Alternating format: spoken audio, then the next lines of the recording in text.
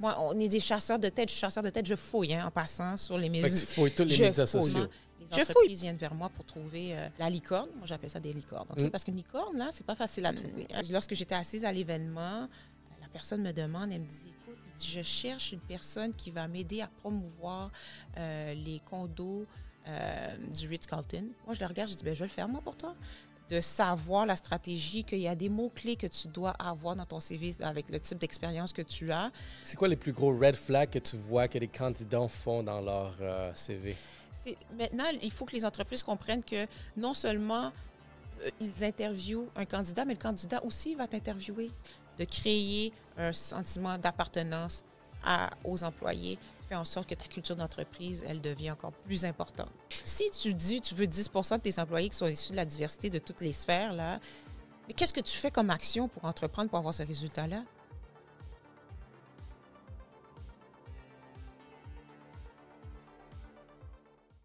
Hey, what's up, guys? Bonne année 2025. Donc, c'est mon premier enregistrement de cette année. Vous savez déjà, Ray Antonio, Yellow Sea Podcast.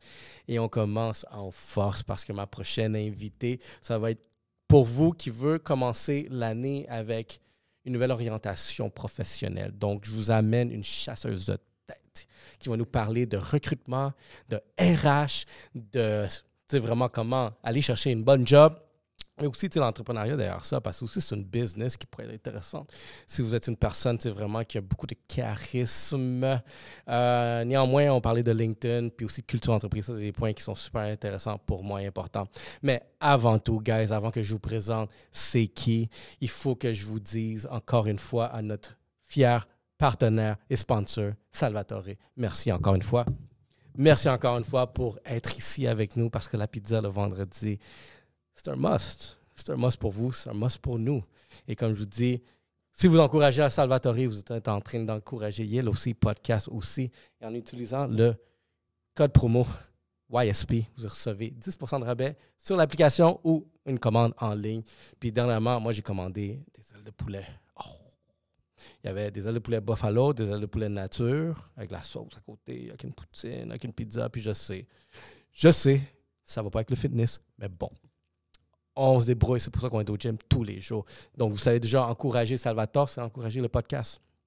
Puis aussi, pour débuter cette année, je voudrais remercier à tous les nouveaux abonnés qui viennent se joindre à nous. Vous allez voir, vous n'allez pas être déçus. Là, ça fait 5 ans qu'on fait ça. On sait qu'est-ce qu'on fait. On sait qu'est-ce que vous voulez. Et si on ne fait pas exactement ce que vous attendez, faites-nous parvenir des commentaires, n'importe quoi, mais on est ici pour vraiment amener le plus de valeur, vous éduquer en matière d'entrepreneuriat. Tous les hacks que les invités nous emmènent ici, c'est pour vous de profiter puis voir comment ça, vous pouvez les adapter pour votre quotidien. Donc, n'oubliez pas de vous abonner au YouTube, sur LinkedIn, sur Instagram, TikTok, on est sur Facebook aussi et sur Spotify. Donc, pendant que vous êtes pogné dans le trafic, vous savez, ici, on est des pros de ça. Écoutez-nous sur Spotify. Puis, une dernière annonce que je voudrais faire. Donc, on a un événement de la construction. Donc, ici, c'est pour toutes nos gens qui sont en construction ou que vous travaillez complémentairement dans le domaine de la construction, l'événement EQCO, donc l'évolution de la construction au Québec. Je suis votre fier ambassadeur le 24 avril au Plaza Rive-Sud. Venez vous joindre avec nous. Donc, ça va être des conférences, un cocktail dînatoire dans lequel vous allez rencontrer les hauts dirigeants de toutes les compagnies de construction vont être présents. Puis, vous savez déjà c'est qui. On voit leur bannière partout en construction. Regarde, une ville de construction, vous savez déjà c'est qui est là. Donc, ils vont tous être présents là-bas. Donc, ça va être un excellent événement pour venir faire du réseautage. Donc, venez encourager, soyez présents. Puis, comme je vous dis, si on se croise là-bas, c'est sûr et certain que je vais vous trouver une plug. Moi, c'est ça mon rôle. Puis, regardez, on ne sait jamais. Peut-être que vous allez pouvoir faire un podcast avec moi durant cet événement-là. Donc, EQCO, allez vous abonner sur la page. Écrivez-moi en DM vraiment pour toute l'information. Si vous voulez être un partenaire, pour avoir beaucoup plus de visibilité, ou sinon, venez vous joindre comme un invité. Donc, ça se passe le 24 avril, encore une fois. Donc, est-ce que vous êtes prêts pour notre prochaine invité? Donc, je vous présente la chère Sophie Meignan, chasseuse de tête. Merci. Salut. Je suis tellement contente d'être avec toi, là. Ben, merci à Et toi. choyée d'être la première de l'année. Vraiment. Exactement. Regarde, je pense que tu m'as mis même sur le spot. Je ne savais même pas commencer tellement que j'ai oublié comment faire un podcast. Je fais des entrevues, c'est ce qui arrive. On est tout le temps en train d'interviewer les gens. Mais dans le fond, tu le fais très bien. Ben, merci beaucoup. C'est parfait. J'adore te suivre. Merci. J'ai découvert en passant en 2024. Là, j'ai fait « Oh, intéressant, les types d'invités que tu as, ton approche. » Écoute, continue, bravo. Vraiment, c'est inspirant. Inspirant même pour mon podcast, on en parlera. Mais tu sais quoi, en parlant d'inspirant, j'adore recevoir des femmes aussi parce que, tu sais, un gros message que, tu sais, je veux vraiment partager ici sur la chaîne, c'est je veux amener autant de femmes possible aussi, tu sais, pour montrer, tu sais, vraiment comment l'inspiration d'une femme, les femmes en ce moment sont en train de prendre énormément, tu sais, de place dans le monde, tu sais, c'est des gros sujets. Puis c'est qui rule the world? It's us. Hello. Mais It's us. fait que quand je reçois une femme, tu sais, je suis toujours genre, tu sais, vraiment intéressé, tu sais, à avoir vraiment ton background derrière ça parce qu'on a une belle communauté aussi de femmes qui nous suivent. Puis je pense que à chaque fois qu'il y en a une qui vient, je reçois tout le temps un message, tu sais, de quelqu'un qui a oh wow, super intéressante elle.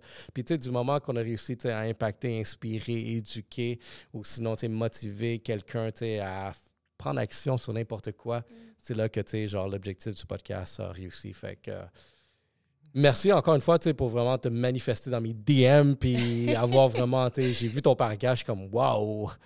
Mais tu t'es bien introduit. Puis c'est drôle parce qu'à chaque fois que quelqu'un demande, tu sais, vraiment comme hey, comment on fait pour venir, c'est aussi vite que ça, mais toi, tu es juste allé direct au but. Je pense que tu sais déjà qu'est-ce que le monde fait. Ben, mon objectif est d'aider, d'instruire. Puis oui, visibilité, c'est sûr, j'ai mon entreprise Sophistique Carrière, mais de partager des connaissances parce qu'on est tous à l'afflux de chercher un emploi un jour dans notre vie. Hein? Il faut que ça soit de partir son entreprise, que ça soit de trouver un poste. Il y a des stratégies, le marché compétitif, il y a des façons de faire. Puis il y a beaucoup aussi de postes qui ne sont même pas affichés. Le pourquoi faire affaire avec des gens comme moi en chasse de tête. Mais c'est des choses que, j'allais dire pas le commun des mortels, mais qu'on ne sait pas. On rentre dans un bain, on rentre dans un cycle. Des fois, ça fait longtemps qu'on n'a pas fait d'entrevue, exemple, ou que ça fait longtemps qu'on est positionné dans un poste, mais qu'on veut changer, qu'on a un profil atypique qui est différent. Donc, moi, je sais ce que je fais là. Je positionne. Non seulement les entreprises viennent vers moi pour trouver la licorne, moi j'appelle ça des licornes, okay? Parce qu'une licorne, là, c'est pas facile à trouver. Hein? Non. C'est un profil qui peut être atypique ou est-ce que les connaissances peuvent être transférables. Donc, parfois, le gestionnaire d'embauche ne voit même pas le type de profil qu'on peut leur amener. Donc, nous, en tant que chasseurs de tête, ce que je fais, c'est que je vais aller creuser, je vais aller chercher qu'est-ce que tu peux amener, de faire briller ton talent et de le démontrer, de le vendre. Autrement dit, là, au gestionnaire d'embauche, à l'entreprise. Mais c'est super happy ça. Je veux définitivement toucher ce volet-là, tu sais, voir vraiment peut-être comment les technologies viennent influencer parce que je peux imaginer que moi, ça fait longtemps que je n'ai pas fait d'entrevue. Regarde, ça fait genre à peu près une dizaine d'années maintenant que je suis indépendant. Fait que je fais pas vraiment d'entrevue. Je fais des pitchs de vente. Je sais pas s'il y a une similitude, un parallèle entre les deux, Un peu. Parce que tu dois te vendre quand même toi-même. Absolument. Mais tu sais, je peux imaginer que le marché doit avoir évolué. Encore là, des technologies. Fait que je voudrais que, tu sais, on rentre dans ça, découvrir encore là. Puis c'est le fun d'avoir cette conversation au début de l'année. Je pense que c'est là que tout le monde veut aussi un changement. Tu sais, vraiment. Puis, regarde, si on peut donner énormément de conseils pour les personnes qui cherchent autant des emplois ou peut-être veulent parcourir, avoir une carrière comme la tienne. Moi, drôlement, j'ai eu un recruteur une fois qui est venu. Puis après, genre, le podcast, il m'a dit, comme toi, tu serais un bon chasseur de tête. C'est parce que t'es facile d'interaction, t'es capable de parler avec du monde. Puis dans le fond, il dit, t'as les qualités pour quelqu'un qui fait ce poste-là. Fait qu'on sait jamais. Hein? Mais c'est de la vente. C'est de la vente. C'est vendre le talent. C'est ce que je dis. On ne vend pas un produit. On vend un produit, un service. On vend le service de la chasse de tête aux entreprises, mais aux candidats, c'est de l'aider à briller. Tu sais, mon slogan, là, tu sais, je le répète tout le temps, les gens disent « Pourquoi Sophistique Carrière, faites briller votre talent? » Mais c'est ça le but, c'est de mettre en, excuse-moi l'anglicisme, exposure, le talent de la personne. Parce que parfois, même quand j'aide les candidats pour le coaching, pour les préparer en entrevue ou refondre de leur CV et tout, je leur fais réaliser qu'ils ont des connaissances spécifiques qu'ils peuvent transférer. On va parler un peu là avant le tournage, on parlait du savoir-faire, du savoir-être. Mais il y a une différence là-dessus. On pourrait peut-être élaborer. Ou est-ce que le savoir-être d'un individu, c'est quitter, c'est ton authenticité.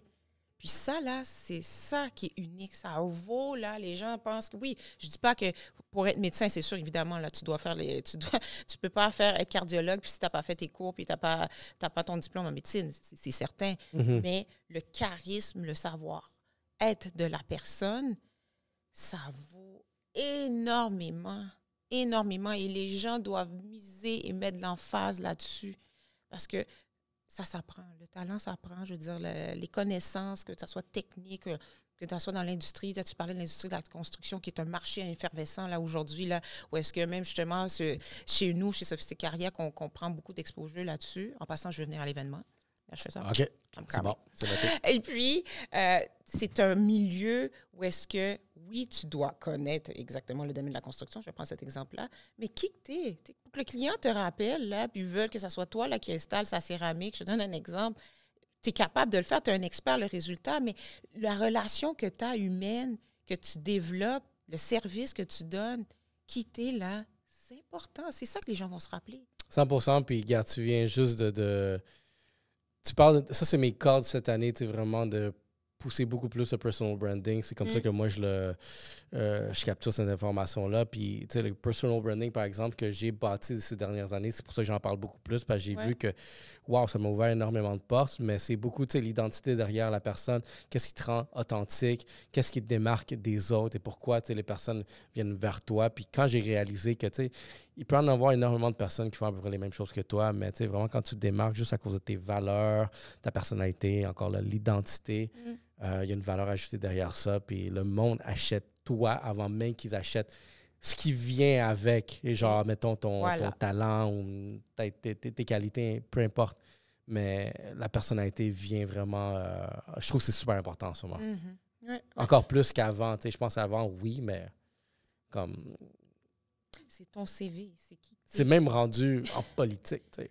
Ben oui. On va le voir aux États-Unis, là. On va le voir, comment le personal branding a complètement, genre, évolué, tu sais, vraiment, les élections, tu sais. On va pas se le cacher, Trump, il y a un personal branding derrière ses affaires, puis il y a du monde qui s'assimile à ça ou à qu'est-ce que lui dégage. Puis qu'on l'aime ou qu'on l'aime pas, écoute, on parle de lui. Il fait donc il fait du bruit. Donc, c'est toute l'équipe derrière lui ont très bien compris, là. Exactement. Absolument. Donc, avant de commencer vraiment sur le vif du sujet, moi, j'ai un segment ici qui est commandité, qui est présenté par notre cher Shop Santé. Oui. Encore une fois, j'adore ce brand-là. J'adore vraiment ce que c'est fait. Puis aussi, tu sais, en ce moment, on est propulsé par du Mind Blow. Je ne l'ai pas ici, mais... Attends, moi, j'en ai là dans mon T'en verre. as, là? Ah. Oui. Guys, du Mind Blow, nootropique, vraiment, tu sais, pour améliorer vraiment votre cognitive, votre focus. J'aime ça le prendre, avoir un podcast des fois, pas dans une conversation, tu es tellement focus sur la personne, puis ça te permet, tu sais, vraiment d'être, aller chercher, genre, toutes les questions. Entre autres, mon segment de Shop Santé est beaucoup orienté vraiment sur la personne. Ce que j'ai réalisé, c'est qu'avec le temps, surtout quand tu es un entrepreneur, tu fais énormément de choses. Oui. Autant que tu dois balancer ta vie personnelle, ta vie professionnelle, tes clients, tes amis, tout. Il y a vraiment plusieurs choses que tu dois être capable de balancer si tu veux être capable, tu sais, vraiment, selon moi, être dans une bonne direction, en bonne santé. Puis ce que je suis venu à réaliser, puis ce que je voulais savoir de la part de tout le monde qui vient ici, c'est quoi, tu sais, ton hack, ton conseil, ou comment toi, tu sais, comme une femme entrepreneur, aussi mère, une femme, 3 enfants, tu vois, une femme, genre, une épouse, une conjointe, comment, tu sais, tu fais pour balancer tout ça d'un point de vue, tu sais, autant mental, spirituel, mais aussi physique, tu sais, vraiment pour pouvoir être en contrôle de toi-même. C'est pas facile, hein? Tu vois, c'est la première réponse que je te donne avant même. Ça commence bien. C'est pas facile. Puis surtout, moi, comment j'ai commencé au niveau de l'entrepreneuriat, j'étais en congé de maternité. Donc, on parlait tout à l'heure, encore une fois, on parle d'abord de sujets, mais j'étais en congé de maternité. Là, toute femme sait qu'en congé de maternité, c'est de l'ajustement, que ce soit ton premier, ton deuxième, troisième. Ton corps change, tu dois te stabiliser, les hormones. Mais Moi, j'ai eu le déclic, j'ai dit non, je retourne en entrepreneuriat parce que j'ai été en entrepreneuriat dans le passé, mais lorsque les enfants sont arrivés, mon premier qui a 9 ans aujourd'hui, mais il y a 9 ans de ça, j'ai fait non, j'ai besoin d'une stabilité. On dirait que j'avais comme une crainte de retourner, d'être en entrepreneuriat. Puis, j'ai fait des entreprises X parce que qui m'a amené beaucoup où est-ce que je suis aujourd'hui. Mais pour répondre à ta question, comment je fais? Mais être bien entouré de base avant tout, là. Avant tout. Que ça soit le conjoint, conjointe, amis. Puis les amis comprennent que tu ne peux pas tout le temps parler 4, 5 heures, 3 heures au téléphone. Ben oui. Et puis comprendre la réalité. Côté spirituel, moi, j'ai grandi dans une famille où est-ce que, surtout ma mère, la spiritualité, c'est très important. Moi, quand j'étais jeune, là, prier à tous les soirs, c'était... et je l'inculque à mes enfants. Mais tu sais, maintenant, pas nécessairement d'être associé à une religion, mais juste avoir de la gratitude. Merci pour ma journée. Tu sais, c'est ce que je leur dis, Didi. Ouais. Merci pour ma journée. Merci pour ma santé. Merci d'avoir d'avoir passé une belle journée à l'école. Très simple, mais c'est d'avoir en fond de la gratitude. Donc, ce mindset de gratitude, de t'entourer de gens positifs, qui vont te leverage, excuse-moi de l'anglicisme, mais vraiment te monter, différemment, que ce soit un conseil d'une mère, que ce soit un conseil d'un mentor au niveau de l'entrepreneuriat. Donc, vraiment, pour moi, les gens autour de moi, c'est ce qui m'aide. Là, en 2025, je me confie à toi. Mon cher mari, que j'aime tant, me dit, là, tu vas aller au gym. Pas pour, les gens disent, c'est pas pour nécessairement, je ne vais pas maigrir, c'est pas ça que je dis, mais être en forme, puis aussi faire dégager l'esprit. Donc, ça, c'est parce que là, comment je le faisais, c'était en parlant en thérapie, parler avec ma soeur jumelle, j'ai une soeur jumelle, je suis comme, voici ce qu'il y en a, ce qui se passe, de dégager un peu là, de tout ce que j'avais en tête, ou mes amis, ou mon associé qui est avec moi aujourd'hui, Arvel, ou est-ce que entouré des gens, mais physiquement, c'est super important parce que pour dégager le mental, j'ai fait de la danse beaucoup dans le passé, fait que c'est comme ça que je faisais mon sport, là, je te disais, de la danse. Mais là, avoir plus de structure, on parle d'aller au gym, de faire dégager l'esprit. C'est ça que je cherchais comme terme. Je pense que c'est ce qui aide. Donc, j'adore ta réponse. Je peux tellement relate avec beaucoup de choses que tu viens de dire. Par exemple, tu mentionnais les amis, l'environnement autour de toi. Moi, c'est rendu dans mon cercle de boys, par exemple, c'est drôle ça, parce que ça s'est passé durant un souper de Noël dernièrement. Oui. Ben, on l'a booké sur le calendrier 3 mois en avance. Mais c'est ça! Parce que sinon, on est incapable de pouvoir le faire dernière minute. Mais oui! Ça se passe pas, parce que juste tout le monde a une vie, puis le fait que tout le monde comprend ça, puis que c'est le fun aussi d'anticiper comme, cette date-là, là. Elle s'en vient, là. Il y a quelque chose qui s'en vient. Puis moi, c'est drôle parce que j'avais une opportunité que j'étais en train de bâtir. Puis la date du souper, ce client potentiel-là, il m'invite à une soirée. Je suis comme, non. Mais tu sais, t'es en vente, t'es en développement d'affaires. Fait que tu veux être là, tu sais déjà c'est quoi la valeur, là. Fait que j'ai réussi, tu sais, comme à balancer, tu sais, c'est une conférence d'une journée. Fait que j'étais allé à la conférence, puis c'est à Gatineau. Puis mon souper était à Montréal. Oh mon Dieu. Fait que à 5 heures, je suis comme, OK, ciao, il faut que je m'en aille. Puis après, pris la route, puis je suis allé à mon souper, puis j'ai gardé. Je pouvais pas abandonner. Comme ça fait 3 mois qu'on a pris ça, dans le calendrier. Oui. C'est impossible que j'abandonnais cette réunion-là. Fait qu'on s'est donné la promesse maintenant. C'est quoi? Une fois par quart. Oui, mais c'est ça. On va faire notre souper. Tu es entouré de bonnes personnes qui comprennent ta réalité, qui comprennent que beaucoup de choses peuvent se passer. Donc, c'est ça. Moi, je pense que c'est une des clés là, du succès là, d'être bien entouré. Définitivement. Puis j'encourage ton gym aussi, hier. Moi, je pense que c'est un peu évident aussi. Là. Je suis là tous les jours. Mais tu sais... Mais tu sais, c'est quoi mon gym? C'est courir après les enfants aussi là, à la maison, puis de s'assurer. Ça a l'air fou, mais de bouger physiquement, c'est vrai. Les gens disent comment tu fais, mais oui, c'est un gym en soi. Là. C'est un gym de patience aussi. Mais là. c'est... Oui, mental et physique, ça, c'est clair. Mais je te dis, c'est ce qui me fait bouger. Je pense que c'est ce qui m'a maintenue. Ça, c'est drôle, tu sais. Ma fille, elle a comme tout le temps un to-do list avant d'aller se coucher. Of course, c'est sûr. To-do list, il y a des checkbox, là, puis ils sont pas tous checkés comme oublie ça. Il y a personne qui dort. Ouais, c'est leur routine. Ils ont établi leur propre routine. Mais tout le long avant, comme non. Hein? Ils veulent pas de verre de lait, ils veulent pas aller aux toilettes avant. Tout est mais là, quand c'est rendu le temps de dormir, tout se passe. Attends, laisse-moi sortir la liste. Non, c'est le fun. Mais définitivement, moi, ce que j'ai appris cette dernière année, surtout, puis je pense qu'encore là, choisir des partenaires, tu sais, mais tu sais, moi, j'étais allé chercher un shop santé, par exemple, comme partenaire, tu sais, vraiment qui avait une orientation des valeurs beaucoup communes par rapport à, tu sais, mes valeurs à être en bonne santé. Puis à cause d'avoir peut-être une pression que tu veux montrer, genre bonne figure aussi à un sponsor, par exemple, ben j'ai commencé cette routine-là d'aller au gym très tôt le matin. Et par défaut, c'est devenu une habitude. Fait que, tu sais, je me réveille par défaut très tôt à 5 heures. Je suis là, la routine, puis on dirait que je vais pas bien si je ne l'ai pas faite. Même que ce soit genre 45 minutes, il faut que je fasse, il faut que je sois là, il faut que je fasse cette routine-là. Ça me permet, tu sais, parce que je pense que ça te garde l'esprit, tu sais, vraiment encore un peu genre droit, ouais, exactement, puis même déconnecté. Tu sais, c'est comme, on a tous besoin genre un peu de me time. Puis le gym, c'est exactement ça, cette période-là où est-ce qu'il n'y a personne, je ne suis pas, OK. À 5 heures, il n'y a personne qui te dérange, probablement. Il n'y a pas d'email qui rentre, là. À moins ça dépend. Si tu travailles de manière internationale, là, moi, si tu peux, là, bon. mais oui. Oui. Mais majoritairement, il n'y a personne qui devrait te déranger là. Fait que c'est ton temps à toi, tu es à la maison, le monde dort, majoritairement aussi. Mais c'est un me time, puis que je pense que consacrer le début de la journée à soi, ça permet vraiment d'investir le reste de la journée pour le reste. Mais au moins, tu t'es occupé de toi-même.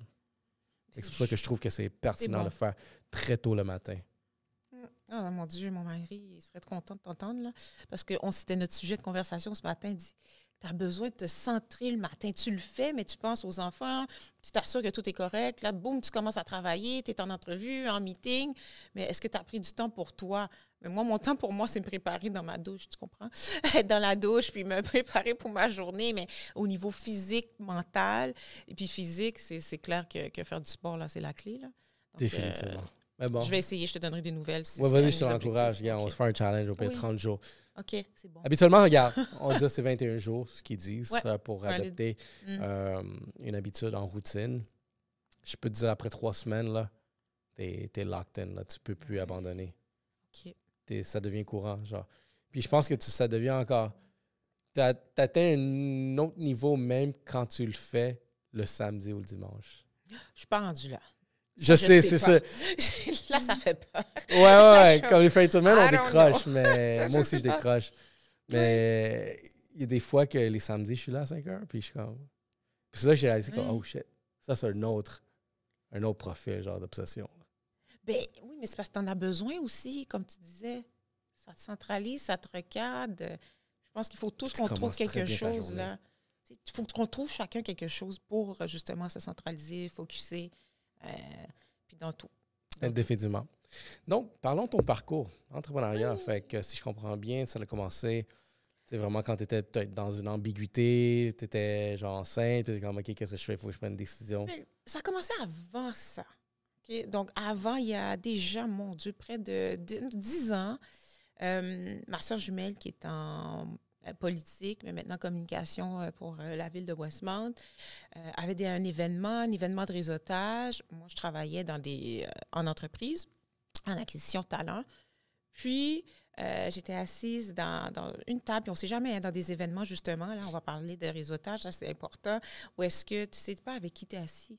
Donc, j'étais assise avec une personne qui allait être ma future cliente, où est-ce que la journée même, je disais toujours même plus jeune, j'ai toujours dit, oh non, moi, je ne vais pas travailler pour quelqu'un le restant de mes jours. Je ne peux pas. Mm-hmm. Parce que j'ai un esprit entrepreneurial. Même en entreprise, j'étais intrapreneur. Donc, c'est OK, laisse Sophie gérer ses affaires, elle va te livrer. Puis s'il y a quelque chose, elle va venir te voir. Elle va travailler en équipe, donc va gérer ses choses. Donc, j'ai toujours été comme ça. Puis, lorsque j'étais assise à l'événement, la personne me demande, elle me dit, écoute, elle dit, je cherche une personne qui va m'aider à promouvoir les condos du Ritz-Carlton. Et moi, je le regarde, je dis, ben, je vais le faire, moi, pour toi. Okay. Tu vas le faire? J'ai fait, ouais. Et en 48 heures, je me suis fait un plan d'affaires. J'avais déjà une base, on s'entend. J'ai trouvé le nom Sophistique, qui n'était pas Sophistique Carrière, mais Sophistique Communication à l'époque. Et puis, c'était mon premier client. Wow! Ça a été vite, là. En une semaine, bang, j'ai commencé. C'est sûr que j'étais déjà en réflexion au poste que j'étais actuellement. Donc, disons que les étoiles étaient bien alignées. Fait que ça, c'était ton signe. On dit souvent comme J'attends un signe vraiment pour passer à l'action. Fait que ça, c'est exact. Donc, le début a été dans planification événementielle, corporatif, promouvoir. C'était de la vente, là. Ouais. Promouvoir, je ne suis pas agente immobilière, loin de là, mais ce que je faisais, j'étais justement en collaboration, partenariat avec des agents immobiliers pour créer des événements exclusifs. On s'entend qu'au Ritz, c'est une clientèle niche, on va se le dire, c'est une clientèle aussi d'élite, où est-ce qu'il fallait cibler les bonnes personnes, qui est aussi dans la chasse de tête du recrutement. Je vais te faire un lien bientôt là-dessus. Où est-ce qu'il faut bien comprendre le besoin et puis qui aller chercher. Donc, j'ai fait ça pendant une dizaine d'années. Oh, ouais. Ouais. Wow. Après, avec d'autres clients aussi également. Puis après, tu sais, c'est sûr, bon, COVID est arrivé, mais j'étais déjà en entreprise et tout. Où est-ce que le marché veut pas, l'événementiel a été un peu en déclin, là, on va se le dire. On ne pouvait pas bouger, hein, on le sait. Mais je me suis dit, mon Dieu, j'ai arrêté au bon moment. Mais lorsque je suis tombée enceinte de mon premier, j'ai fait, bon, OK. J'ai dit, oui, c'est beau, l'événementiel, tu n'es pas à la maison à des heures régulières et tout. Si tu veux être enceinte, tu veux être maman, mais là, il va falloir quand même que tu fasses un changement. Où est-ce qu'avant même d'être dans l'événementiel, j'étais en acquisition talent. Donc, j'ai été en entreprise, même en firme de recrutement. Parce que je me suis dit, bien, je vais retourner dans le milieu. Donc, pendant 9 ans, j'ai fait plusieurs entreprises, Intac, Page Jaune, le Cirque du Soleil, dans le domaine de la technologie, LGS, où est-ce que j'ai eu des postes, que ce soit initialement d'entrée, mais par la suite de cadre, avec une équipe de recruteurs, de personnes en acquisition de talent. On va parler de personal branding qu'il fallait mettre en place, de revoir les cultures d'entreprise et tout. Tu sais, c'est en moi. C'est tout le temps dans mon ADN parce que peu importe où est-ce que je vais, je suis comme « Allô, comment ça va? T'es qui? Enchantée. » J'ai tout le temps comme... C'est tellement naturel, mais les gens qui me connaissent, ils disent « Bon, t'es en train d'interviewer la personne. » Non, je ne suis pas en train de l'interviewer, mais je veux apprendre à connaître les gens. C'est une passion pour moi. Ben, c'est intéressant, ça. Donc, après avoir fait, ce volet, avoir les enfants, 3e bébé surprise arrive, où est-ce que là, j'ai fait le revirage, j'ai dit, bon, ben OK, je veux retourner en tant qu'entrepreneur. Puis la réalité, moi, j'ai vécu une mise à pied, donc une restructuration, fait que tout venait en place. Je fais, OK, c'est mon signe. Le prochain signe. C'est le prochain signe. Je fais, go! Let's get there, vas-y. Et puis, avoir modifié un peu pour carrière, sophistiquée carrière. Et puis, me voilà aujourd'hui. Ça fait déjà un an. Ça fait 1 an que j'ai repassé. C'est le fun. Quelque chose que je suis venu à réaliser aussi du podcast, c'est que quand je commençais à comprendre mieux l'essence, ça prend du temps bâtir un branding. Puis à un moment donné, je me questionnais, c'est quoi que je fais au juste? Puis j'ai réalisé que je raconte les histoires des hustlers. Je détecte un peu de hustle en toi. Oh, oui, t'as raison. Je voudrais remonter peut-être même dans les débuts, que ce soit genre peut-être à l'école ou même avant ça, primaire. Avais-tu un flair, genre à toujours détecter genre des opportunités où est-ce que tu faisais des trucs? As-tu eu genre une expérience où est-ce que comme tu sentais que genre j'avais genre t'avais ce hustle-là? Ce hustle-là, ben, c'est culture de mes parents. Okay, ouais. De base. Mes parents immigrants d'Haïti. Mon père est venu, il est arrivé ici, il a fait même ses études universitaires ici. Ma mère est venue également par la suite, est venue la rejoindre. Parce que moi, j'ai vu mes parents monter les échelons puis évoluer. Où est-ce qu'au début, ils sont arrivés, puis c'était levé dans une manufacture, levé des boîtes jusqu'à des postes cadres exécutifs aujourd'hui, parce que je suis fière du parcours de mes parents. Donc, le hustle... Oui. J'ai vu d'aller dans un appartement jusqu'à la maison qu'ils ont aujourd'hui, là. Je veux dire, c'est un écart grand, là. Ouais. Puis, c'est sûr que les défis, ça doit être quelque chose d'autre aussi pour eux. On s'entend, immigrants, noirs, peut-être tout plein de barrières, autant que ce soit genre un non financier. Admettons, ton crédit, tout ça, tu dois bâtir plusieurs choses, même la culture, t'assimiler à une nouvelle culture qui change. C'est pour ça que j'admire beaucoup genre, cet aspect-là, immigrant. Il y avait une statistique, il me semble, que à peu près 60% des immigrants se lancent en entrepreneuriat parce que, avec la notion de j'ai rien d'autre à perdre, j'ai déjà laissé mon pays, ma famille, mes amis. Quoi d'autre je vais perdre ici si je me lance pas? Puis, c'est drôle que tu dis ça parce que, les gens qui ont suivi l'actualité ont su, là, comment il y a beaucoup d'immigrants qui ont passé par le chemin Roxane, où est-ce que, si on regarde ces gens-là qui sont aujourd'hui établis à Montréal, exemple, la plupart, là, sont dans l'entrepreneuriat. Il y en a beaucoup. C'est un sujet que j'avais avec une bonne amie à moi hier, en plus. Je trouve ça drôle qu'on parle de ça. Où est-ce qu'on se disait, on regardait, on repêchait des gens qui ont grandi, qui ont évolué, qui sont aujourd'hui, là, que ça a pris un bond. C'est tout des gens, justement, que...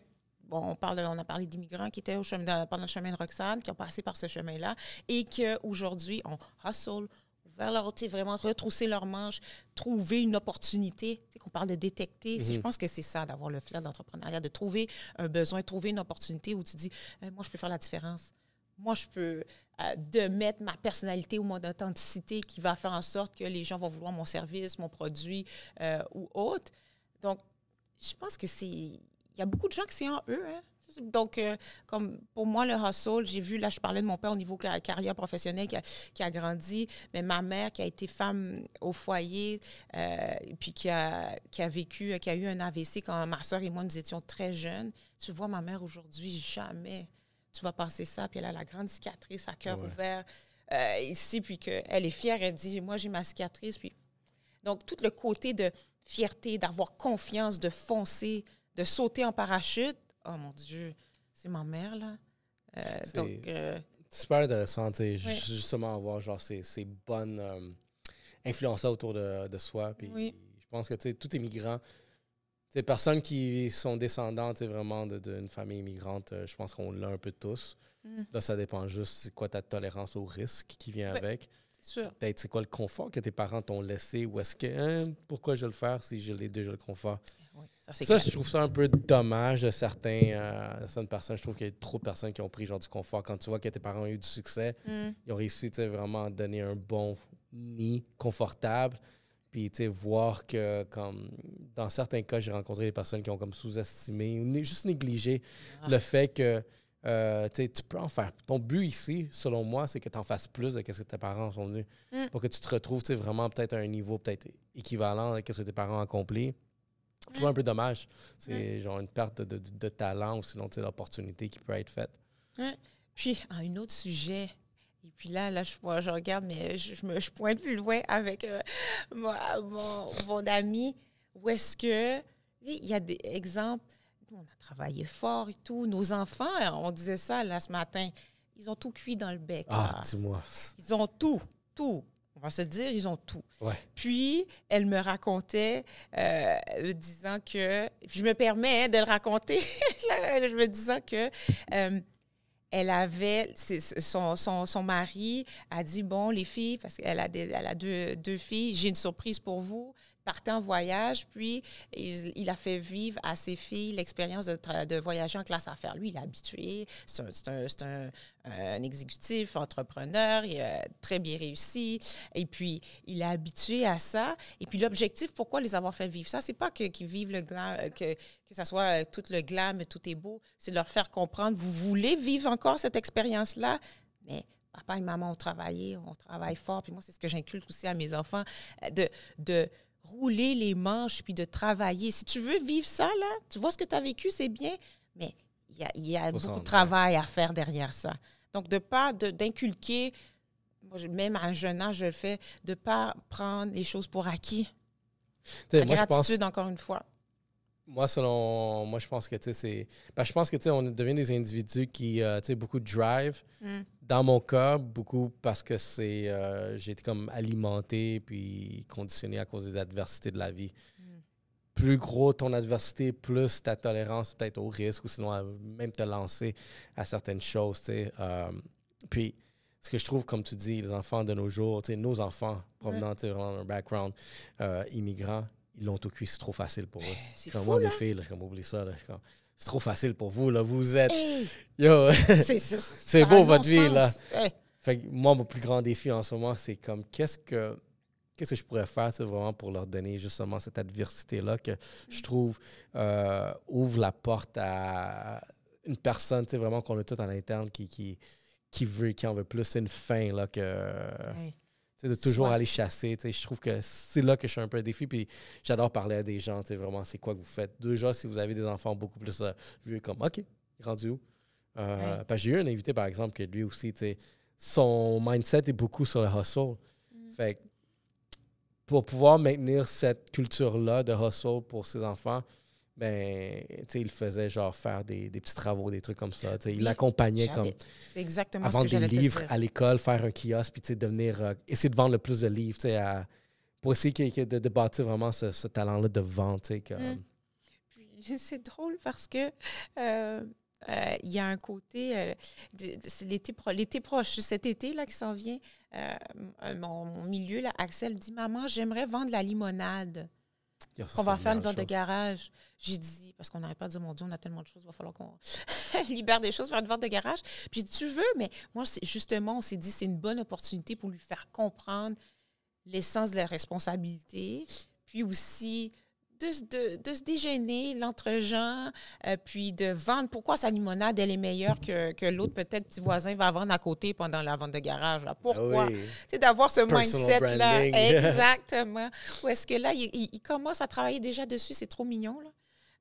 Ou est-ce qu'on s'est dit, OK, tu veux faire de la vente, mais tu veux vendre ta limonade, puis après, j'ai dit, pourquoi, qu'est-ce que tu vas faire avec tes sous? Il dit, mais pour aller en voyage, je vais les mettre dans mon compte pour aller en voyage. Donc déjà, il nous voit avoir des discussions, puis dire, bon, ben OK, si tu veux atteindre un objectif, voici les étapes, comment le faire. Mais puis dans sa petite tête de 6 ans, là, mais c'est comme ça qu'il a transféré justement l'information. C'est nice. Donc, oui, j'encourage autant d'avoir des responsabilités, puis d'aller, oui, au rythme de l'enfant, puis la personnalité de l'enfant, là, on va se le dire. Là. Mais de, justement, trouver des trucs, astuces, puis responsabilités à la maison. Même mon petit coco, il avait échappé du lait, là, le bébé, il a pris le linge, puis là, il y a 18 mois, il a essuyé. J'ai dit, tu vois, ça commence jeune. Non, mais... Moi, je l'ai fait commencer à rouler la monnaie, fait dans les trucs. Là, oh mon Dieu, oui, idée. bonne idée. Un petit cochon, fait que là, j'ai montré que, ben, regarde, ça, c'est les dollars, les $2, les 25 sous, puis il commence à les rouler. Fait que comme bon. Money. Yes. Oui. Money. Oui, parce qu'on n'apprend pas ça à l'école. Là. Non, malheureusement. Puis tu sais quoi? Je pense que j'avais écrit un post, sinon je n'ai pas écrit, ou sinon c'est une de mes pensées. Je trouve que, genre, vraiment, genre, je sais pas si ça s'appellerait comme ça, mais le hustle, ça devrait s'enseigner. Ou sinon, juste avoir une certaine base. Au moins, tu sais, vraiment comprendre c'est quoi du hustle, dans le sens que ça serait comme détecter des opportunités, puis les convertir en peut-être un trésor pour toi, tu sais, en faire quelque chose. Ouais. Parce que ce que j'ai réalisé, c'est que du moment que tu bâtis la capacité de pouvoir vendre, selon moi, tu vas avoir du succès pour le reste de ta vie. Clair. Du moment que tu maîtrises la vente, tu as du succès pour le reste de ta vie parce que tu sois un artiste, mais tu es capable de te vendre toi-même. Que tu vendes des macarons, que tu vendes des t-shirts, que tu vendes genre la nourriture, n'importe quoi. Mais du moment que tu es un bon vendeur, je pense que tu ne vas jamais jamais vraiment manquer d'argent. Parce que tu vas toujours être tu te dire du moment que tu fais une perte, ben, tu es déjà à la recherche de faire...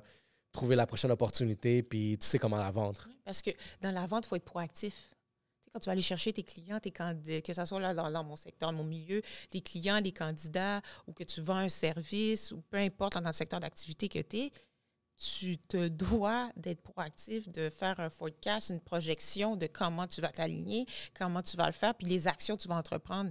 Puis avec le marché qu'on est d'aujourd'hui, là, on est comme ça, là, c'est des montagnes russes. Ou est-ce qu'il faut que tu aies un plan B, là? Il faut que tu te retournes rapidement, là. Se retourner, là, tu sais, l'expression, là, se retourner sur un 10 cents, là. Ouais. Donc, c'est vraiment ça. Il faut être capable de le faire. Fait que tu as raison de dire que la vente, c'est partout. Fait que, je trouve, en plus, vraiment de tout ce qui est genre l'intelligence financière, mais je pense que la vente, ça serait quelque chose d'autre qui devrait être juste enseigné. Oui, vraiment. Bon. Parle-moi de le marché du recrutement. Oui. Comment ça qu'est-ce qui a changé? Regarde, moi, si j'essaie de me rappeler mes dernières entrevues, à un moment donné, je pense que Je pense que j'ai quelqu'un qui m'a dit ça. Regarde, je savais pas, tu sais. Puis je t'ai dit tantôt, tu sais, comme on a tendance à, tu sais, être by the book parce qu'on pense que c'est fait comme ça. Moi, à un moment donné, tu sais, j'allais à des entrevues, tu sais, cravate, veston, puis tout, là, juste pour te rendre compte, shit, es-tu too much? C'est-tu toi? Puis je trouvais que j'avais pas des jobs, genre, on me donnait pas l'opportunité, malgré que, selon moi, j'avais peut-être les compétences, mais... Puis c'est drôle du moment où est-ce que tu es juste toi-même, le monde t'achète plus. C'est l'authenticité. C'est la clé. Puis tu parles, je vais répondre à ta première question en te disant le marché du recrutement, le marché de l'emploi, la chasse de tête a beaucoup évolué, beaucoup changé, n'est pas parfait. Hein? Là, si on parle de processus d'embauche et tout, là, c'est pas parfait. Mais tout ce qui est l'aspect technologique, l'intelligence artificielle est là. OK? On va se le dire. Est-ce que ça nous remplace, nous, en tant que candidat, en tant que chasseur de tête ou en tant que personne en soi? Non, parce que je pense, moi, le côté humain est toujours là. Et puis c'est important d'être soi-même, puis d'être soi-même, point, tout simplement. Mais l'intelligence artificielle, si on parle du recrutement, est un outil qui aide à accélérer, que ce soit pour filtrer des candidats, à les repérer des mots-clés. Donc, l'importance, autant pour nous, au niveau de la chasse de tête, d'accélérer notre travail pour trouver les gens plus rapidement. L'intelligence artificielle est là, super important. Mais aussi pour le candidat, de savoir la stratégie, qu'il y a des mots-clés que tu dois avoir dans ton CV avec le type d'expérience que tu as. Parce que justement, avec, que ce soit des ATS, c'est Attraction System, là. Donc tout ce qui est c'est un outil, un CRM, je pourrais te dire, là, j'essaie de trouver des mots plus simples, là, pour avoir une liste de candidats. Donc, c'est le pipeline, le bassin. Puis si tu as postulé sur un poste, puis tu dis, j'ai jamais eu de retour, je me suis fait ghoster, comme on dit, ou que j'ai pas de retour. Parce que des fois, tu es tombé en deux chaises parce que c'est super banal. Toi, tu sais que tu as l'expérience puis que tu es capable et tout. Puis il y a d'autres façons aussi de le démontrer. Mais si tu appliques sur un poste puis que tu n'as pas les mots-clés, là, tu passes en deux phrases parce que tu vas pas, quand la personne au recrutement va faire une recherche, cherche une personne qui a fait du développement d'affaires, c'est pas écrit là, dans son CV, là, avec 100 candidatures, tu vas passer en deux cracks, malheureusement. Donc, l'importance de comprendre l'intelligence artificielle aujourd'hui et puis de l'utiliser intelligemment, autant pour nous, au niveau de la chasse de tête qu'un candidat, c'est super important. Est-ce que, genre, une personne qui fait un CV, par exemple, serait recommandé comme pratique de prendre, admettons, tu sais, as des descriptions d'un poste, prendre, mettons, des phrases puis peut-être les incorporer dans ton CV? C'est-tu quelque chose que... Pas incorporer la phrase en tant que telle, parce que, en tout cas, moi, je m'en rends compte. Là. Moi, je fais, attends, là, t'as vraiment copié-collé. Mais aussi, à la chasse de tête, c'est différent parce que les postes ne sont pas affichés majoritairement. Mais si je recule quand j'étais en entreprise, où est-ce qu'il y a l'outil, puis que si tu vas sur le site, puis tu vois la description du poste, c'est de t'en inspirer. Tu sais, que quand tu lis la description de poste, puis tu vois, oui, ça, je suis capable de le faire, j'ai fait telle chose qui ressemble à ça, ou voici ma connaissance qui est transférable, mais décris-le dans ton CV. Donc, va mettre des mots-clés. Tu peux utiliser des mots qui sont dans la description clé. Ça, c'est sûr, c'est important, parce que ça va conjointement ensemble, qu'on parlait d'intelligence artificielle, ça va vraiment se mettre conjointement ensemble, fait que tu vas ressortir du lot, mais de vraiment... Oui, analyser la description de poste, mais pas faire un copier-coller, gars. Ça, c'est mauvais. C'est pas bon. C'est quoi les plus gros red flags que tu vois que les candidats font dans leur CV? Oh mon Dieu, il y en a plusieurs. Le récurrent, on va dire. Les plus récurrents, c'est de démontrer un professionnalisme. Tu sais, à ton adresse courriel de quand tu étais jeune, là, j'ai pas d'exemple, là, j'essaie de réfléchir. Là. Un 69, ça passe pas. Oui, genre, voilà, bien dit, merci. C'est ça, non, mais change d'adresse, mets quelque chose de plus neutre. Oui, il faut être authentique à soi-même, mais il y a quand même une certaine limite. Okay. Donc ça, ce volet-là, aussi, quand c'est trop lourd, autant qu'il y a des candidats qui me disent, est-ce que je fais un one-pager, genre vraiment à haut niveau, où je décris tout? C'est un juste milieu. Donc, autant tu dois mettre dans ton CV, il faut avoir une description de ce que tu as fait comme tâche, des accomplissements, puis aussi, si tu peux avoir des statistiques ou de ce que tu as eu comme type de problématique, puis les résultats que tu as qui se sont engendrés derrière ça, donc des solutions. Donc, il y a une structure dans un CV où est-ce que c'est important. Tu peux avoir plusieurs aussi versions de CV. Ça, c'est super important. Ouais. Puis des fois, les gens sont monotones puis ils ont tout le temps la même version. Puis ça, c'est quelque chose il faut changer parce qu'il faut s'adapter. Mais pour revenir, parce que j'ai justement dit un red flag, donc là, l'adresse courriel et aussi quand c'est trop laborieux, ça, c'est too much. Quand tu as genre 5 pages. Trop, c'est comme pas assez. Mais aussi, les gens disent, mais là, j'ai 30 ans de carrière, tu sais, que je ne peux pas le mettre. Je ne dis pas de le mettre dans un one-pager. Non, tu peux mettre 3, 4 pages, mais c'est tout la structure que tu vas avoir. Puis encore une fois, je répète, les mots-clés. Parce que quand c'est trop long, là... Est-ce que c'est un red flag si tu vois un candidat qui, aux 2 ans, il a changé à chaque fois un emploi, contrairement à quelqu'un que ça fait genre peut-être 10 ans qui est dans un poste? Puis c'est quoi que tu favorises le plus? Oh, moi, j'ai un mélange des deux. Parce que il y a une raison pourquoi si la personne elle a changé aux 2 ans, il faut savoir. Est-ce que ça a été un contrat? Est-ce que la culture d'entreprise correspondait pas à ses valeurs? Est-ce que finalement, ce qu'on lui a dit en entrevue, en embauche, ça correspondait à ce qu'il recherchait? Donc, ça, il y a une école de pensée là-dessus. Il y a autant des gens qui disent non, moi, je veux avoir la personne, puis autant des gestionnaires ou des chasseurs de tête comme moi qui disent non, moi, je veux des candidats où est-ce que ça fait plus de 5 ans ou ça fait 5-6 ans qu'ils sont dans leur poste parce que ça démontre une stabilité du candidat. Oui, c'est sûr, ça va démontrer une stabilité. Mais il y a une raison aussi, moi, ayant été cette personne-là, où est-ce que pendant une période, j'avais changé aux 3 ans. J'avais fait 3 postes. Pourquoi? Mais moi, j'avais des raisons pour, là. C'est parce que, justement, un, c'était un contrat. L'autre, la culture d'entreprise, le branding ne correspondait pas à mes valeurs. Et puis, ce qu'on m'a dit, ce n'était pas le cas. Mm-hmm. Donc, il y a des raisons. Fait que c'est à nous, en tant que chasseur de tête, ou recruteur ou conseiller acquisition de talent dans les entreprises, d'aller creuser puis chercher pourquoi ils ont changé. Donc, moi, je ne ferme pas mes portes du tout. Puis, il y a des profils atypiques que je prône, parce que j'en suis un moi-même, où est-ce que je n'ai pas fait que de la chasse de tête puis du recrutement. Là. Comme je te disais, l'événementiel, j'ai travaillé dans le domaine de la mode aussi avant, en tant que mannequin ou bien directrice de vente au milieu dans l'industrie de la mode, où est-ce que toutes mes connaissances ont été interreliées et transférables, et qui fait qui je suis aujourd'hui. Donc, un candidat aussi a ça, à son histoire, à son storytelling, on parlait de branding et tout, où est-ce que c'est important de l'expliquer. Donc, tout s'explique. C'est à nous, après, en tant que chasseur de tête ou la personne au recrutement, à voir si c'est ce que le client recherche, le gestionnaire d'embauche, mais non seulement ça, d'être capable de challenger aussi. Parce que des fois, il y a des gestionnaires qui font comme, non, c'est pas ça que je veux. Mais je suis comme, non, attends. On parlait de vente. Attends, voici ce qu'elle a, ce qu'elle peut t'amener. Pense plus loin. Think outside of the box. T'assurer qu'elle peut t'amener autre chose, qui est justement que ça soit, oui, du talent, mais le savoir-être de la personne aussi.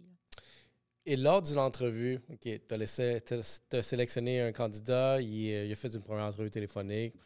Mais tu sais, quand tu es rendu à l'entrevue avec les preneurs de décision, la personne qui va être peut-être ton gérant, ton directeur, par exemple, qu'est-ce que tu analyses dans la personne? Tu sais, une personne qui va avoir autant de charisme, une personne qui va bien raconter son histoire ou une personne qui va connaître vraiment le technique du poste par cœur? Bien, par cœur, ça paraît trop. Par cœur, c'est pas bien non plus, parce qu'il n'y a personne de parfait. Mais il faut un mélange des deux. C'est quand je parle là, tu m'as dit les deux. Quand on parle de technique, donc on parle de savoir-faire. Ce que tu connais du milieu, ce que tu connais de l'industrie, des tâches en soi, puis ton savoir-être, qui tu es. Donc, il faut les deux. Fait autant dans l'entrevue, il faut que la personne, il faut que tu sois capable, là, tu t'en vas en entrevue, d'avoir 2 segments. D'être capable de démontrer l'aspect technique de ce que tu connais du poste, puis qu'est-ce que tu peux amener, puis les connaissances que tu as, puis aussi faire la transition des connaissances transférables. Quelque chose qui vont dire, tu as été dans un autre secteur d'activité, mais tu es capable, tu es capable de transmettre ou de transiger les connaissances que tu as dans notre réalité à nous. Mm-hmm. Ça, c'est un coaching que je fais aussi aux gestionnaires, d'être capable d'analyser ce volet-là. Donc, ça, c'est l'aspect technique, donc le savoir-faire. Puis, encore une fois, ton savoir-être, qui tu es. Fait que ton charisme, ton authenticité, tes valeurs, il faut que tu le dises. Il ne faut pas que tu aies peur de dire qui tu es, puis d'être capable de te vendre. Puis si tu penses que tu t'es trop vendu, non. Si le gestionnaire dit non, la personne s'est trop vendue, elle n'est pas correcte, c'est parce que ce n'est pas un bon match. Un poste, là, c'est comme une date. Okay? C'est comme une relation de couple. Il faut qu'il y ait un fit. Puis pour chaque personne, tu vas avoir ton fit, tu vas avoir ta compagnie qui va te refléter, puis tu vas avoir le gestionnaire aussi qui va comprendre tes valeurs, puis qui tu es. Donc, il ne faut pas changer qui on est. C'est important. Est-ce qu'il y a une limite à être trop honnête et transparent comme un candidat qui vient, genre, donner, genre, entrevue à répondre à des questions? Ou est-ce que, moi, je prône énormément la transparence, puis des fois, je trouve que mon honnêteté est juste allée trop loin, ou est-ce que c'est là que, c'est là, mais je trouve que, tu sais, regarde, je te donne qui suis-je. Fait qu'au moins, tu n'auras pas de surprise par après, mais est-ce qu'il y a une limite quelque part? Ou est-ce que, tu n'aurais pas dû dire ça? C'est qu'on dit limite de valeur. Tu ne vas pas raconter la date que tu as eue avec la fille puis ce que tu as fait dans la chambre à coucher, là, exemple, en entrevue. Ouais. Je vais d'une manière extrême, là, mais on s'entend. Ou est-ce que... moi, personnellement, à tous mes candidats, je prône l'authenticité, je prône d'être de la transparence. Il y a une façon de formuler les choses, ça c'est mon coaching que je fais, de dire les choses. Peut-être que la façon que tu vas me dire une situation qui est arrivée dans ton ancien employeur, mais je veux dire, fais attention à comment tu le dis. Ça veut dire la même chose. Tu es transparent. Mais il y a des mots, des termes que tu dois justement là peut-être peaufiner ou changer pour ne pas offusquer, parce que c'est la première impression aussi qui compte. Là. Même si on ne juge pas un livre à sa couverture, c'est la réalité en entrevue, on juge, on t'analyse. Donc, c'est juste de bien doser. Mais il faut être soi-même aussi, parce que ça se sent. Ouais. Ça se voit. Fait que si tu n'es pas toi-même puis tu ne donnes pas la vision de qui tu es, mais tu vas aller dans le poste et tu vas dire, c'est pas ça que je voulais, c'est pas qui je suis, c'est pas... Tu vas faire non, non, non. Puis le pourquoi, il y a beaucoup de personnes aussi qui changent. Hein. On parlait tout à l'heure quand tu disais 2-3 ans, mais il y en a que, j'ai réalisé avec certains candidats, c'est comme, écoute, tu es authentique, tu es une bonne personne, là, mais tu n'as pas dit vraiment ce que tu recherches puis qui tu es. Fait qu'à chaque fois que tu rentres dans une nouvelle entreprise, on t'a vendu ou on t'a donné des informations qui ne sont pas la réalité de ce que toi, tu veux. Dans le fond, c'était le candidat qui a bien vendu pour se rendre compte que c'est peut-être pas ça que je voulais. Oui. Puis au gestionnaire aussi, à l'employeur aussi. C'est important de ne pas vendre une salade, de vendre quelque chose qui n'est pas vrai. Là. Tu sais, moi, ça, là, ça m'enrage. Tu vois, ça m'enrage. C'est là que je vais flipper la médaille. C'est quoi? Parce que, regarde, ces dernières années-là, on a constaté vraiment il y a des gros titres en ressources humaines, en recrutement, en fond, qui étaient la pénurie de main-d'œuvre. Oui, oui. Puis là, on dirait que c'est du côté employeur ou est-ce qu'il y avait un manque quelque part? Donc, c'est quoi les plus gros red flags que tu vois peut-être une entreprise faire lors de cette phase-là de recrutement envers des candidats? La plus grosse faille, c'est de vendre quelque chose qui n'est pas le cas. Ça, c'est la faille majeure. As-tu un exemple que tu as déjà vu sans nommer l'entreprise? Oui. Tu sais, d'aller dire que, banal, là, que c'est hybride, qu'il y a une flexibilité, que ton horaire est flexible. Mais si la personne, elle arrive à 8h30, tu la regardes tout croche. Puis si une journée, elle arrive à 8h45, c'est pas correct. Puis elle s'en va au bureau des ressources humaines pour dire, ben là, tu es en retard de 15 minutes. Mais c'est pas ça que tu as dit à l'entrevue. Tu as dit qu'il y a une flexibilité. Tu sais, les mots-clés, là, c'est important. Flexibilité, si tu arrives entre 8h30 et 8h45, tu n'es pas en retard. Fait que ça, c'est la fausse publicité, là. Oui. Il faut faire très attention en tant qu'employeur d'aligner ce que tu dis dans ton EVP, là, c'est Employment Value Proposition, donc dans ta culture d'entreprise, ta marque employeur, bon, je cherchais le terme en français pendant que je le disais, de ta marque employeur, de ce que tu dis dans ton CV, puis ce que tu prônes, là, ce que ce soit sur les réseaux sociaux ou quand tu es en tant qu'ambassadeur de l'entreprise, là, dire les valeurs de l'entreprise, mais il faut que ça soit vrai quand les gens rentrent, là. Donc, ça, la flexibilité. Hybride, dire que c'est 3 jours au bureau, 2 jours à la maison.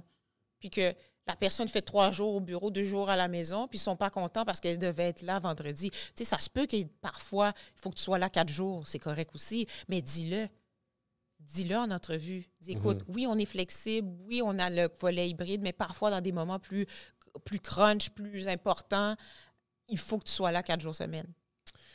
Tu as mentionné quelque chose de super intéressant, puis ça, c'est quelque chose que j'ai commencé à discuter. Puis ça revient à peut-être un des recruteurs que j'avais eu là 2 ans, 2023, peut-être 2022. C'est la marque employeur. Ouais. Je trouvais que ça, c'était quelque chose que, tu sais, était énormément négligé. Puis encore là, on fait référence à personal branding. Ouais. L'entreprise va avoir un personal branding d'une certaine façon. Puis je pense que les entreprises ont commencé à capter justement comme, il faut que je sois un petit peu plus, genre, il faut que j'aie une identité que le monde sont attrayés. Oui. Parce que je trouve que dans les dernières années, puis tu me confirmeras, on dirait que l'employé ou sinon le candidat avait beaucoup plus de contrôle maintenant à décider où est-ce que je m'en vais, contrairement à l'entreprise. Un marché de candidats, là, encore aujourd'hui, puis même Encore? encore plus aujourd'hui, encore plus parce que maintenant, il faut que les entreprises comprennent que non seulement ils interviewent un candidat, mais le candidat aussi va t'interviewer. Il va te demander c'est quoi ton mindset, c'est quoi ton style de gestion, comment, moi, il y a une question que je dis souvent aux candidats de demander comment l'entreprise ou bien le gestionnaire d'embauche voit les premiers 90 jours. Quelles sont ses attentes des premiers 90 jours de la personne qui va rentrer en poste? Hey, c'est surprenant, là, comment il y en a qui ne sont pas en mesure d'y répondre. On va checker une question.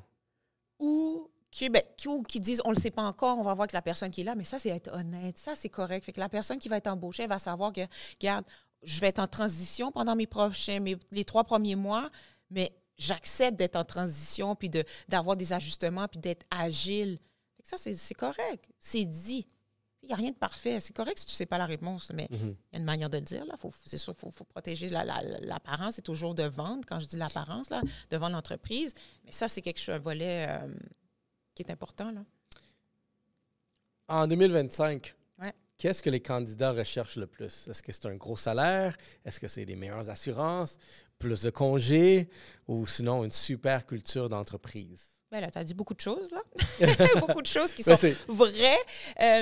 Il y a un mélange. C'est sûr que l'humain veut évoluer au niveau monétaire avec l'inflation, puis tout coûte cher là, maintenant, de toute façon. Là, on va chercher une peine de lait. Le prix est déjà presque doublé de ce qui était là il y a 3 ans.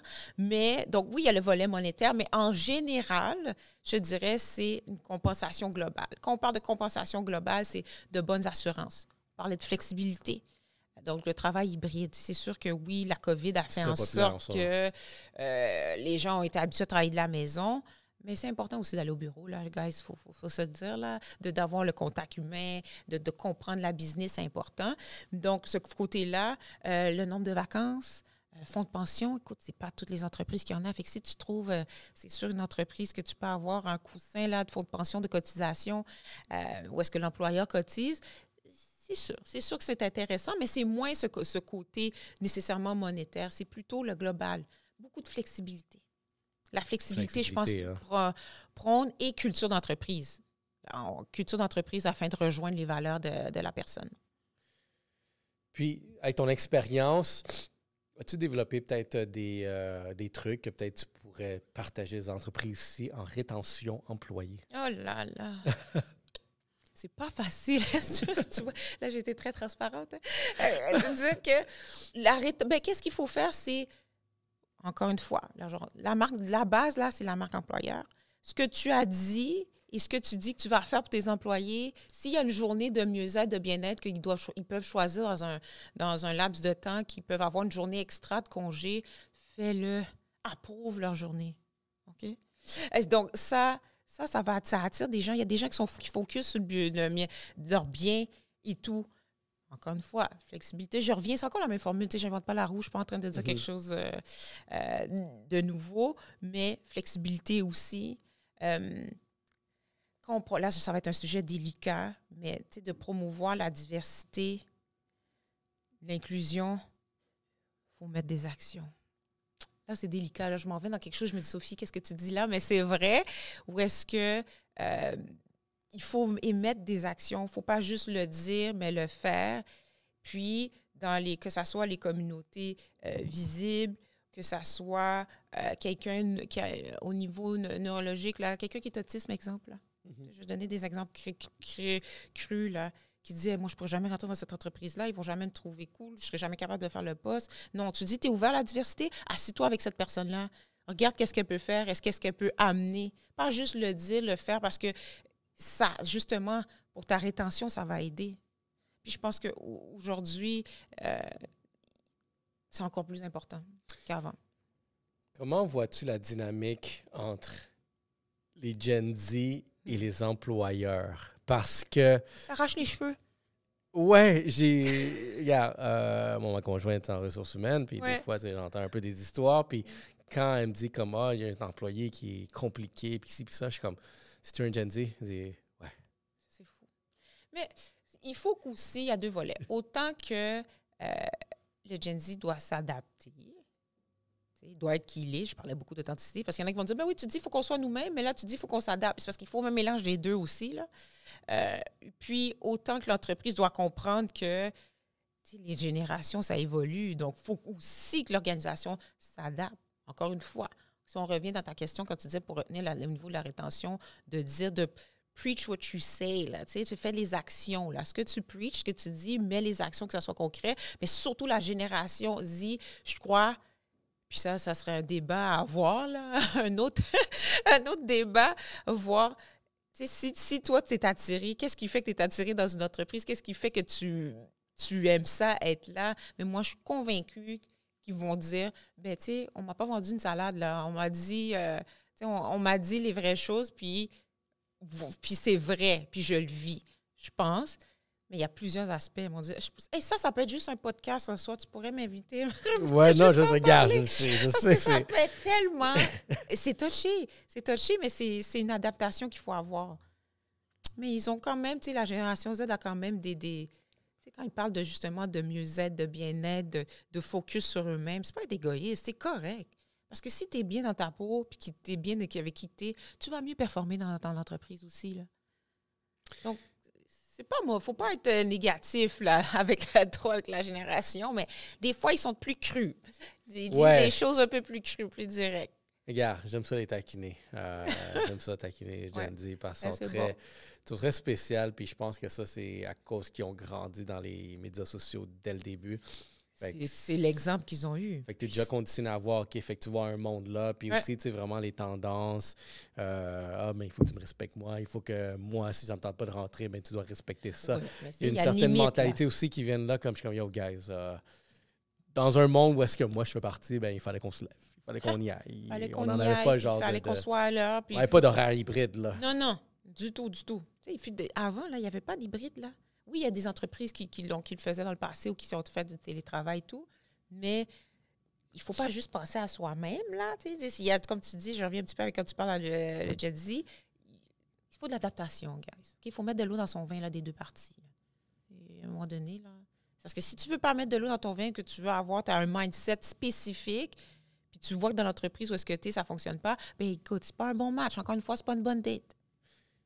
Parce que je trouve que ce qui est un peu plate aussi de cette génération-là, c'est que, admettons les influences de TikTok, puis je pense qu'il y a eu une tendance aussi, j'ai oublié c'est quoi le terme, mais la tendance où est-ce que tu fais le strict minimum jusqu'à temps qu'on te mette dehors.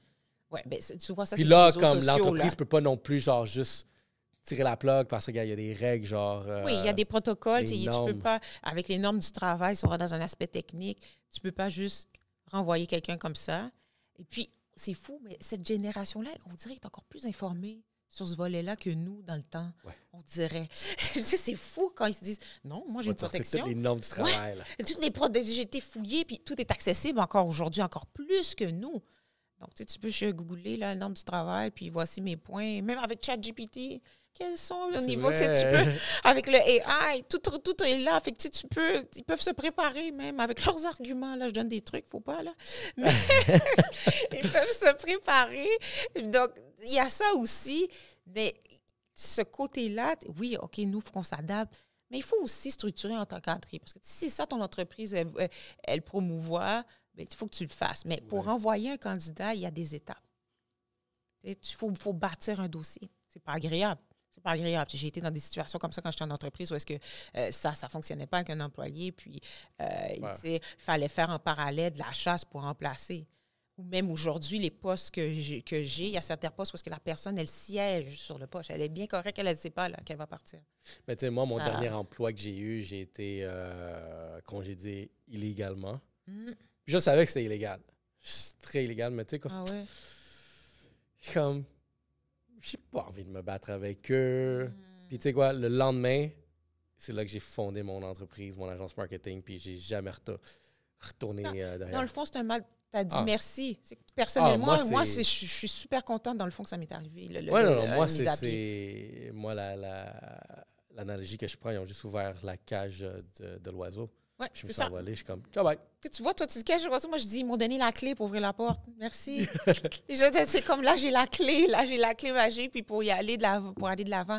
Fait que, tu sais, des noms ou des événements qui peuvent paraître être négatifs, quand tu te fais dire non en entrevue, c'est pas parce que tu n'es pas bon ou que tu as une mise à pied, c'est pas parce que tu n'es pas bon que tu ne performes pas bien. Oui, peut-être des fois, il y a des raisons, mais quand c'est une restructuration, c'est parce que, écoute, c'était pas, puis c'est facile à dire, là, mais l'ayant vécu, c'était pas le bon fit. Puis des fois, c'est ça là, qui te donne un petit coup de pied, là, puis tu fais comme, OK, je saute en parachute, puis là, je vais faire ce que j'ai toujours envie de faire. Ben, tu sais, moi, c'était culture entreprise qui ne fitait vraiment pas. Je pense que les autres, ils le voyaient aussi, que j'étais juste un petit peu... Comme, gars, je suis un entrepreneur, fait que j'étais... Cette mentalité d'être indépendant puis autonome, je prenais trop d'initiatives pour eux. C'est bizarre, ça, pour une entreprise qui... Mais non, mais il y a tellement d'entreprises, c'est le contraire, c'est ce qu'ils veulent. Des startups aussi, là, beaucoup. Mais même dans les grandes entreprises, c'est plus politique, il faut faire attention. Ça, c'est différent. Mais tu vois, là, je t'aurais eu comme candidat, là, quand ça serait arrivé, je t'aurais dit non, c'est correct. Soit que tu te fais une analyse pour être justement entrepreneur, parce que si tu veux tout le tour foncer, prendre des initiatives, mais au contraire, les bons employeurs vont aimer les personnes qui prennent des initiatives parce qu'ils vont les faire avancer. Moi, personnellement, quand j'avais mon équipe, là, puis les gens prenaient des initiatives, j'adorais ça. Puis je disais que c'était pas moi là, qui avait trouvé l'idée. C'était la personne dans mon équipe. Puis c'est de reconnaître aussi. La reconnaissance, c'est super important en entreprise. Là, selon moi, les gens. Moi, j'ai une business ici, fait que quand je recrute, la personne vient avec l'initiative 100%, parce que moi, tu m'enlèves du poids. Exact. On va essayer quelque chose de nouveau. Oui. Puis je suis ouvert aussi, je donne carte blanche à mon équipe, vraiment essayer des nouvelles choses, parce que moi, je pense pas à tout. Je suis pas parfait, puis je fais énormément d'erreurs, mais je suis bon à certaines choses. Mais vous avez un talent ailleurs, puis si vous voulez essayer quelque chose, puis en tant que ça va pas nuire à l'entreprise, puis ça va pas coûter de l'argent ou whatever, faites-le. On sait jamais qu'est-ce qui va se passer. C'est un peu ça l'entrepreneuriat aussi, Oui, mais de bons leaders, que tu aies ta propre entreprise ou que tu sois gestionnaire, chef d'équipe, peu importe, ou même même si tu n'as pas le titre de gestionnaire, il faut que tu t'entoures même des gens qui sont meilleurs que toi ou qui ont des connaissances spécifiques qui vont t'amener justement à grandir. C'est ça on dirait qu'il y a des gens qui ont malheureusement cette insécurité-là puis disent « Oh non, je ne vais pas embaucher cette personne-là, elle va prendre mon poste. » Non! Elle va rendre ta vie plus facile. Elle va t'aider à justement peut-être avoir le poste de VP puis exec que tu veux parce que justement, ça va être ta relève puis elle va être capable de te faire monter. C'est de voir, c'est un mindset. Qu'il faut avoir. Là. Super, super. Ben, là, je voudrais me diriger vers notre belle plateforme de médias sociaux, LinkedIn. Yes, oui. Puis, moi, ce que je suis en train de parler à tout le monde, là, cette année, 2025, je m'en vais full blonde sur LinkedIn. Puis, j'ai toujours été présent, j'ai toujours eu une présence. Mais j'ai toujours senti que j'y donnais pas assez d'attention comme je devrais, malgré que j'ai eu des tendances parce qu'à un moment donné, parce que je cherchais quelque chose, j'allais agressivement, j'obtenais ce que je voulais.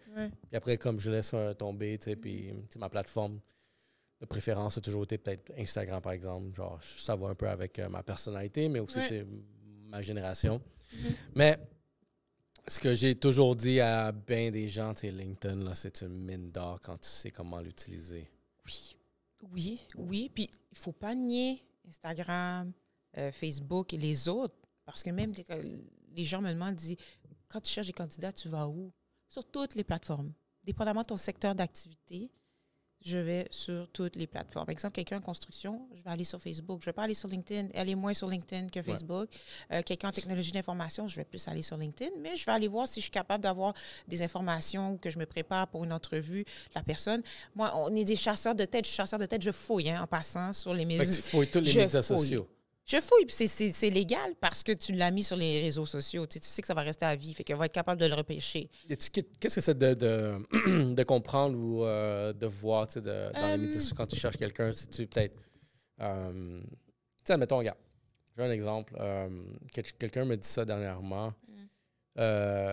Puis moi, je savais déjà d'une certaine façon, aussi, surtout quand tu es en business, que la constance aussi, la discipline, c'est des qualités qui sont hautement recherché, puis comme on veut s'attendre. Fait que, tu sais, moi, j'essaie de l'incorporer avec ma relation que j'ai au gym, par exemple. Okay. Fait que je suis toujours là, je suis au constant, tu sais, puis je démontre que, tu sais, si tu me donnes une mission, ben tu vas voir que je vais l'accomplir derrière ça. Est-ce que ça, c'est quelque chose que tu rechercherais à voir vraiment, tu sais, si tu vois un certain poste, est-ce que la personne est capable de tout le temps, genre, voir ça, mais sur des actions indirectes? Oui, mais ce que tu sais, c'est des réseaux sociaux. Je vais retourner un petit peu à LinkedIn, puis après, ça va répondre à ta question. LinkedIn, aujourd'hui, est ton CV virtuel. OK? Donc, c'est hyper important, encore une fois, les mots-clés, la façon de rédiger sur LinkedIn, de faire ta bio, la photo que tu prends, tout ça, là, les recruteurs, chasseurs de tête, talent acquisition, tout ce réseau-là, on va sur LinkedIn en premier, voir ta présence, même ce que tu peux, dépendamment des postes. Si c'est un poste, exemple, en communication, comment tu réponds sur les réseaux? Comment tu écris? Hein? Est-ce qu'il y a une structure dans ce que tu dis? Est-ce que tu t'informes? Quels sont les types de commentaires? Donc, il faut faire très attention avec les réseaux sociaux. Oui, c'est personnel à qui tu es, mais si tu l'as mis sur une plateforme, nous, on est capable de regarder et d'analyser. Ça nous donne une idée. C'est sûr, ça ne donne pas tout. Ça donne une idée de qui tu es, de ton identité, là. Donc, tu parlais de LinkedIn, c'est super important, c'est sûr. Des fois, je regarde, il y a même des gens, que ce soit gestionnaire ou candidat, qui aujourd'hui, ils ne sont même pas sur LinkedIn. Je suis comme, hey, c'est pour ça que tu dis que tu as de la difficulté à trouver un emploi. Là, moi, j'ai réussi à trouver un peu qui tu es puis ton parcours suite à ce que tu as mis sur les autres plateformes. Mais va aussi sur LinkedIn. Fait que c'est sûr que pour du recherche de postes, oui, il y a beaucoup de postes qui sont affichés sur LinkedIn. Ce ne sont pas tous les postes qui sont affichés sur LinkedIn, hein, il faut se le dire, ou les Indeed de ce monde, ou Glassdoor, ou JobBoom, peu importe. Parce que je te dirais que la plupart des rôles auxquels je travaille aujourd'hui ne sont même pas affichés. Ça serait les meilleurs rôles, je peux imaginer. Puis, tu sais, il y a des entreprises qui l'affichent parce que moi, je suis prône. Puis quand j'étais en entreprise, je disais oui, il faut afficher sur LinkedIn, c'est sûr. Mais puis ça peut être un autre sujet. Là, quand je parle du post and pray, que tu postes, donc tu affiches ton poste, puis tu pries qu'il va y avoir le bon candidat qui va postuler. C'est pas, non, c'est plus ça le marché, c'est plus la tendance. Mais LinkedIn est une plateforme très importante, c'est sûr, surtout si développement d'affaires, si tu recherches un emploi, si tu cherches des gens comme moi, en tant que chasse de tête, moi, LinkedIn, je suis là. Au contraire, tu sais, moi, c'est le contraire. Je vais aller sur les autres plateformes un peu plus de manière professionnelle. Personnelle, je suis là. On peut me trouver, mais de manière professionnelle, je vais pousser un Instagram de ce monde, puis un Facebook, parce que LinkedIn est une plateforme clé pour quand tu cherches un poste, là. Un débat que j'ai vu sur LinkedIn, puis ça pourrait aller pour les entreprises. Est-ce qu'une entreprise devrait afficher les salaires? Pas tous, non. Il y a certaines entreprises qui n'ont pas le choix, des institutions, si on parle d'une école ou dans le milieu de la santé ou gouvernemental, quand c'est syndiqué et tout, ils n'ont pas le choix de mettre l'échelle salariale. Mais une entreprise, exemple, privée, non, moi, je ne prône pas d'afficher. Ou peut-être, est-ce que dire entre tel salaire et tel salaire, c'est pas mauvais. Mais je ne recommande pas de le dire. Tu sais, exemple, quand je fais de la chasse de tête, je m'en vais sur LinkedIn, puis j'écris un candidat potentiel. Je dis, écoute, j'aime ton profil, j'ai vu que tu as tel intérêt dans telle chose. Donc, apprendre à connaître la personne, pas avoir un message AI robotique qui dit la même chose. Il faut personnaliser aussi notre message. Ou est-ce que les gens me disent, est-ce que je peux avoir l'information? C'est quoi l'échelle salariale? Je ne l'écris jamais. Jamais. Parce que, il y a des entreprises qui ne veulent pas. Deuxièmement, je trouve que cette approche-là, ça donne une perception sans même avoir parlé à la personne. Tu sais, qu'on parle du côté humain qui est important encore malgré les outils qu'on a pour faire notre travail. C'est important d'avoir une conversation avec la personne, puis aussi comprendre ce qu'il recherche, puis ses attentes salariales. Puis quand un recruteur, chasseur de tête te demande quelles sont tes attentes, c'est pas une question piège, là. C'est pas une question piège. Il y a des gens qui disent « Ah, je sais pas, qu'est-ce que l'entreprise demande? » Non, réponds. Réponds ton échelle, puis ça se peut même qu'elle évolue, qu'elle change pendant que tu es en processus d'entrevue parce que tu connais plus des informations, puis tu sais qu'est-ce que tu peux amener, puis tu découvres ta valeur. Tu sais, il y a beaucoup de candidats quand les passe en entrevue, quand je les passe en entrevue, ils disent « Ah, tu sais, tu m'as fait découvrir que j'ai tel talent, que j'ai telle chose. » Fait, finalement, tu sais, au lieu d'être je vais donner un exemple, à 85 000, exemple, mais moi, je pense que je suis capable d'aller à 90 ou 95. Puis moi, je le dis si c'est réaliste ou non. Donc, l'afficher, non, moi, je ne le dis pas, puis je ne prône pas de l'afficher. Sauf quand c'est des institutions où est-ce que c'est obligatoire, évidemment, là, où est-ce qu'il faut suivre un protocole. OK. Bon, retournons à LinkedIn. Quelles seraient les meilleures pratiques vraiment pour avoir un beau profil LinkedIn qui est attrayant autant pour que tu es en train de développer dans ton cas? Bon, tu es une chasseuse de tête, puis tu veux attirer des entreprises à venir travailler avec toi. Bien, c'est sûr que si on parle, moi qui est une plateforme où est-ce que je fais du développement d'affaires, puis autant d'aller, il y a deux volets, autant je veux attirer des candidats que quand ils vont dire pourquoi quand Sophie m'écrit, qu'est-ce qui est intéressant, c'est quoi, qu'est-ce qu'elle dit, est-ce que c'est crédible, ou versus l'employeur, si tu m'embaucherais pour trouver quelqu'un dans ton entreprise, qu'est-ce qui ferait que tu seras attiré par mon profil?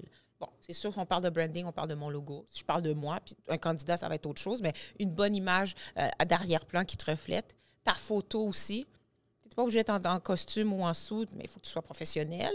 Mais tu peux être en jeans, correct, avec un T-shirt, mais qu'on voit ton visage, que tu dégages dans ta photo un peu ta personnalité. J'ai vu que peut-être un sourire, ça serait un plus, oui, sourire. C'est un plus, mais tu vois, moi, j'ai changé ma photo puis je souris pas sur ma photo. Oui, la mienne est un petit peu neutre. Non, mais elle est bonne, ta photo. Merci. Oui, non, c'est sûr, je t'ai analysé, hein, c'est sûr. Ouais. Sur 10, combien tu me donnes? Combien je te donne? 8. 8, OK. 8, parce qu'il y a autre chose que tu pourrais leverage pour avoir plus de... OK. Qu'est-ce que je pourrais faire de plus? OK, là, tu changes? OK, non, vas-y. Qu'est-ce que je pourrais faire de plus sur mon profil? Commenter plus pour qu'on voit ta visibilité. Tu sais, parce que quand tu commentes, là, les gens qui te suivent ou autres voient tes commentaires. Donc, de suivre des groupes ou des gens qui ont de l'intérêt dans ce que tu fais aujourd'hui pour aller vous offrir tes services, puis de commenter. Tu sais, si tu vois qu'il y a quelque chose qui est dit ou un post, mais commente. Commente, parce que ça va augmenter ton algorithme et tu vas te faire voir encore plus. Fait que commenter va avoir plus de valeur que juste postuler? Oui. Okay. Faire des posts, c'est bon. Il faut que tu postes toi aussi. Il faut que tu mettes des posts, évidemment, mais c'est les deux. Il faut que tu postes. C'est facile à dire, là, mais même sur Instagram, c'est comme ça aussi. Il faudrait poster trois fois, au moins 3 fois semaine, sans dire tous les jours. Là. Mais 3 fois semaine, commenter, au moins avoir 2 commentaires que tu fais de d'autres personnes, positifs, encouragés ou félicitations pour ton poste, ou bien de vraiment d'être présent parce que tu vas te créer tu vas augmenter là, justement ton algorithme puis tu vas être encore plus présent. Ta bio est bonne, mais tu vends pas assez ton offre de service. Puis la bio, ça serait-tu, mis à part parce qu'il va y avoir le titre, mais dans la description, le contrat, le paragraphe? Oui, tu as ta blague, il y a la bannière, là, ton fond. Tu as ta photo, là, je fais les cercles, mais les gens vont comprendre quand ils vont aller sur LinkedIn. Là, donc, tu as ta photo, le cercle, puis en bas, tu as ton titre. Ouais. Tu mets, mais quand tu descends, il y a en anglais, ça dit « about ». Ouais. C'est dans ton « about » qui tu es, ton profil. Où est-ce que tu commences à parler qui que tu es. Je ne sais pas qu'il faut que tu dises que tu es tout le personnel. Non, mais au niveau professionnel, comment a été ton parcours, qui tu es, l'offre de service que tu vas amener, mais pas trop lourd, mais je pense que si je ne me trompe pas, tu peux au moins donner 1500 mots que tu peux mettre. Là. Donc, tu peux en mettre quand même beaucoup de contenu. Ou est-ce que dans cette bio-là, quand nous, un chasseur de tête, on recherche, mais il y a beaucoup de choses que les gens ne réalisent pas qui ressortent. Ton profil ressort à cause du about puis des mots que tu as mis dans ton about. Oui, dans ton descriptif des postes, de ton parcours aussi, c'est sûr, c'est certain. Mais il y a des fois, là, il y a des choses qui ne sont même pas mises dans ton descriptif, dans ton parcours professionnel en dessous, lorsque tu décris un peu ton pedigree, qui sortent dans le about. Est-ce que tu ferais genre une structure dans ton about, un genre de storytelling, ou tu serais plus genre sur des bullet points? Je dirais quelqu'un qui est en com, marketing, créativité, développement d'affaires, vente, je fais un storytelling.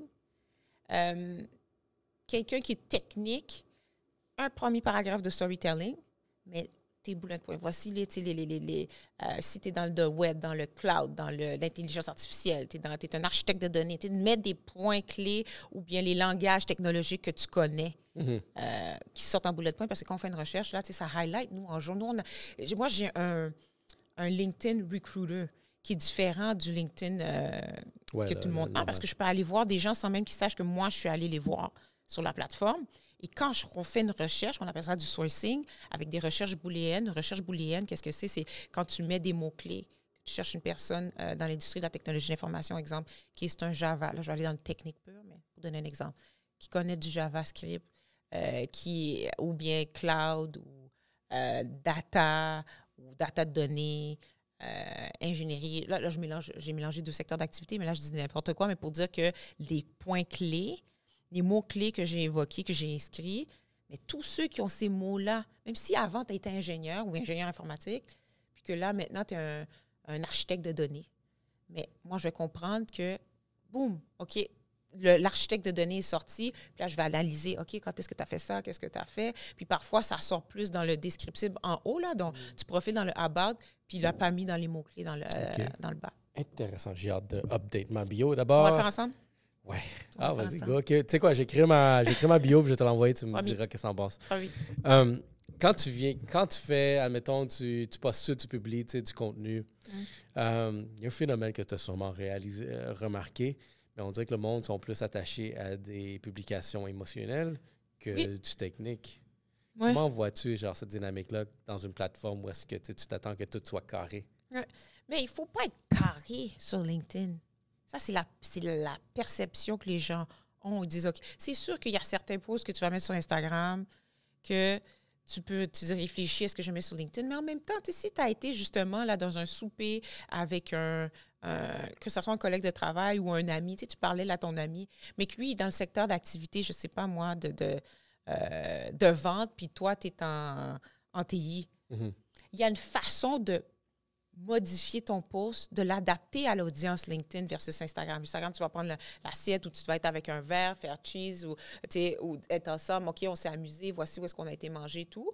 Mais sur LinkedIn, tu peux mettre ce volet-là parce qu'on est tous humains. Là. Tu ne peux pas aller dire que tu n'as pas été mangé et que tu n'as pas pris un verre. C'est pas grave, là. Il faut être vrai aussi, là. Mais de dire, si, exemple, cette personne est à la recherche, qu'elle a eu une restructuration puis qu'elle est à la recherche d'emploi, mais tu peux aller dire, j'ai été manger avec mon ami, tel restaurant, bonne bouffe, tout. On a brainstormé sur la façon qu'il pourrait trouver un poste ou il est dans le secteur d'activité de la technologie d'information. Si vous connaissez quelqu'un ou bien si vous êtes quelqu'un qui recherche une personne comme lui, allez voir son profil. Okay. Tu peux tweaker un peu les choses, mais en même temps, quand tu parles de carré au niveau émotionnel, je regarde dernièrement les posts que j'ai faits sur LinkedIn qui ont eu plus de views ou de clics. C'est quand j'étais une photo avec mes enfants pour dire Joyeux Noël, que ce matin, mon post, quand je dis que je cherche un directeur de logistique, d'opération, j'ai eu des views, mais j'ai été moins chercher. La famille. Mais la famille est plus ressortie. Mais il faut les deux. Okay. C'est important, là. Les DM sur LinkedIn sont assez spéciales, eux autres. C'est vraiment pas des DM Instagram, là. Non. Y a-t-il une façon que toi, tu as vu que fonctionne super bien, tu sais, comment adresser, tu viens de connecter avec quelqu'un, puis là, tu veux quelque chose. On s'entend sur LinkedIn, tu fais une connexion, tu veux quelque chose de la personne, mais ça peut être mal vu que tu t'en vas directement sur le pitch de vente. Y a-t-il une technique que toi, tu utilises qui crée vraiment une atmosphère plus relationnelle, plus amicale, puis après, tu es capable de bien rentrer. Mais quand exemple, que ça soit c'est sûr mon approche avec un candidat versus un président d'entreprise où est-ce que je vais offrir mes services, c'est différent. Mais ce qu'il faut faire, c'est, pour commencer, le ton, la tonalité dans la communication écrite versus quand tu parles. Moi, je sais que je suis différente dans mon écriture, puis comment je parle.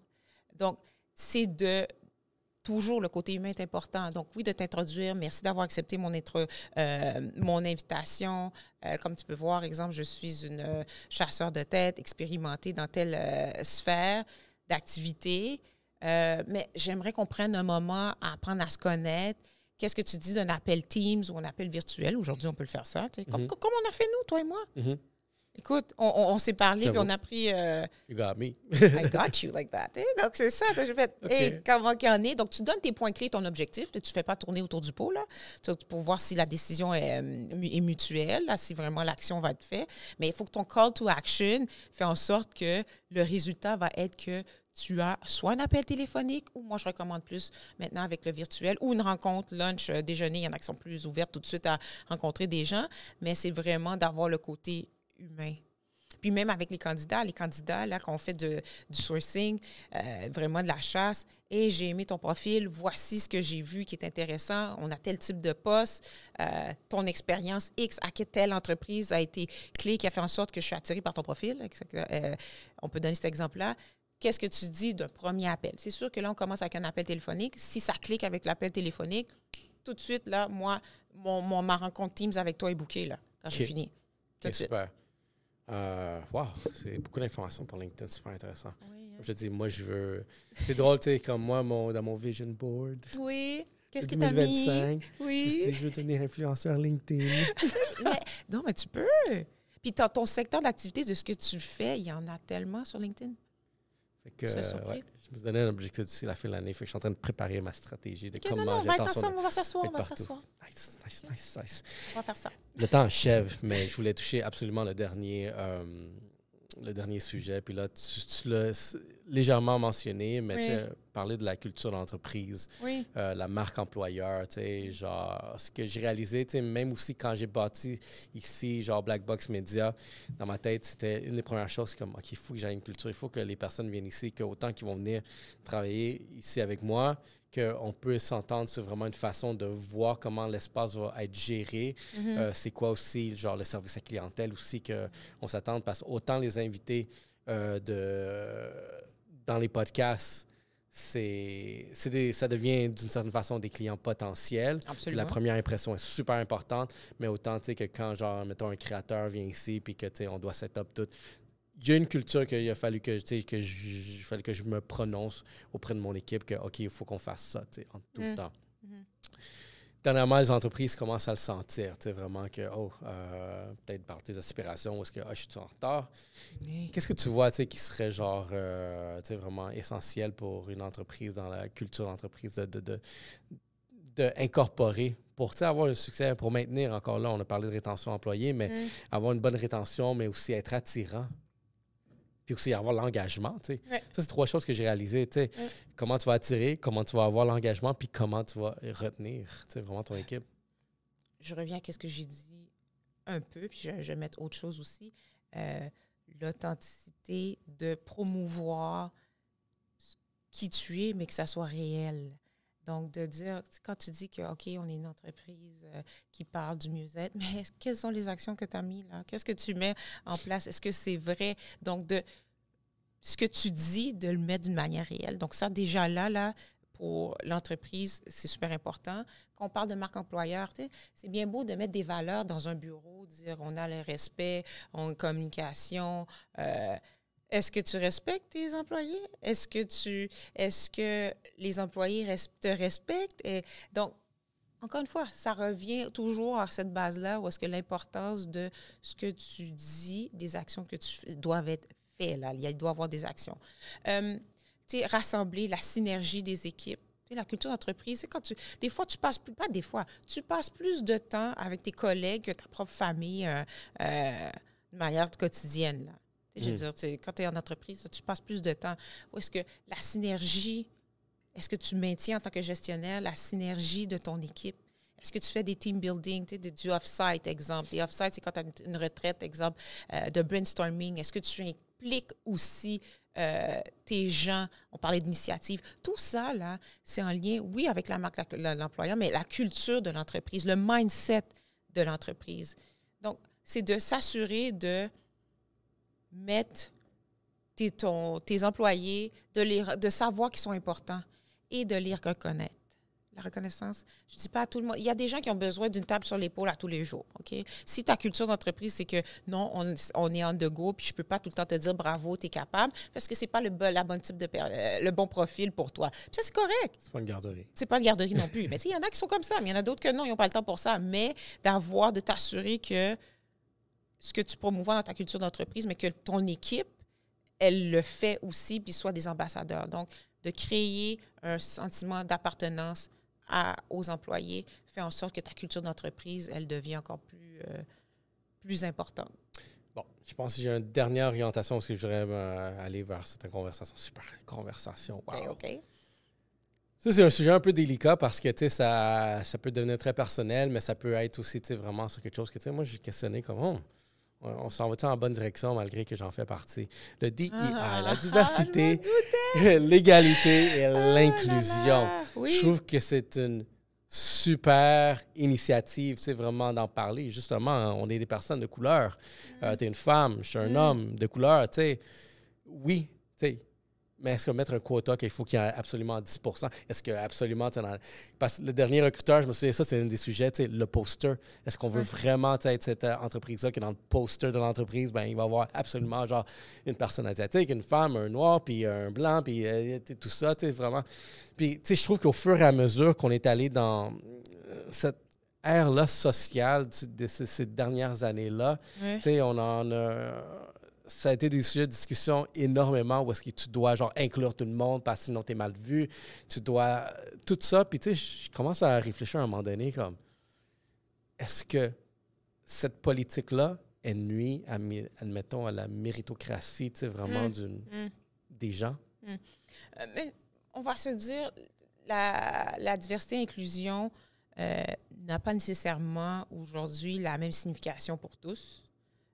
Là, tu as dit un exemple de noir, blanc, homme, femme. Ça peut être aussi l'orientation sexuelle. Ça peut être aussi neuro, quand je donnais l'exemple de Notice, exemple, ou autre. Donc, c'est très vaste. Ouais. C'est plus vaste que l'on pense. Puis ça, c'est quelque chose, justement, qu'aujourd'hui, je promouvois, puis je siège sur le comité diversité et inclusion de la Chambre de commerce de Blainville. Ou est-ce que c'est un des sujets? Quelle est notre définition, là, en tant que chambre de commerce, sur la diversité et l'inclusion? Comme en entreprise aussi, même chose. Quelle est la définition? Qu'est-ce que tu veux reach out? Puis, tu parlais de poster, là, j'ai aimé ton exemple. Ça me fait penser à une histoire que ma soeur m'a dit, là. Mais, puis, je me souviens, elle m'avait dit, écoute, elle dit, on fait un truc justement, une affiche de communication d'emploi de carrière. Il n'y a personne de la diversité.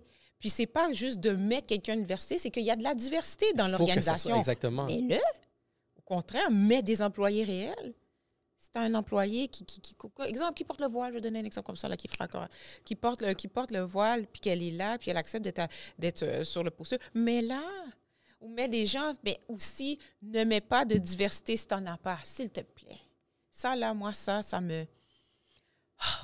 Je n'ai même pas de mots pour te dire comment ça m'enrage, honnêtement. Je pense que c'est là aussi, tu sais, le facteur real, que je dis comme...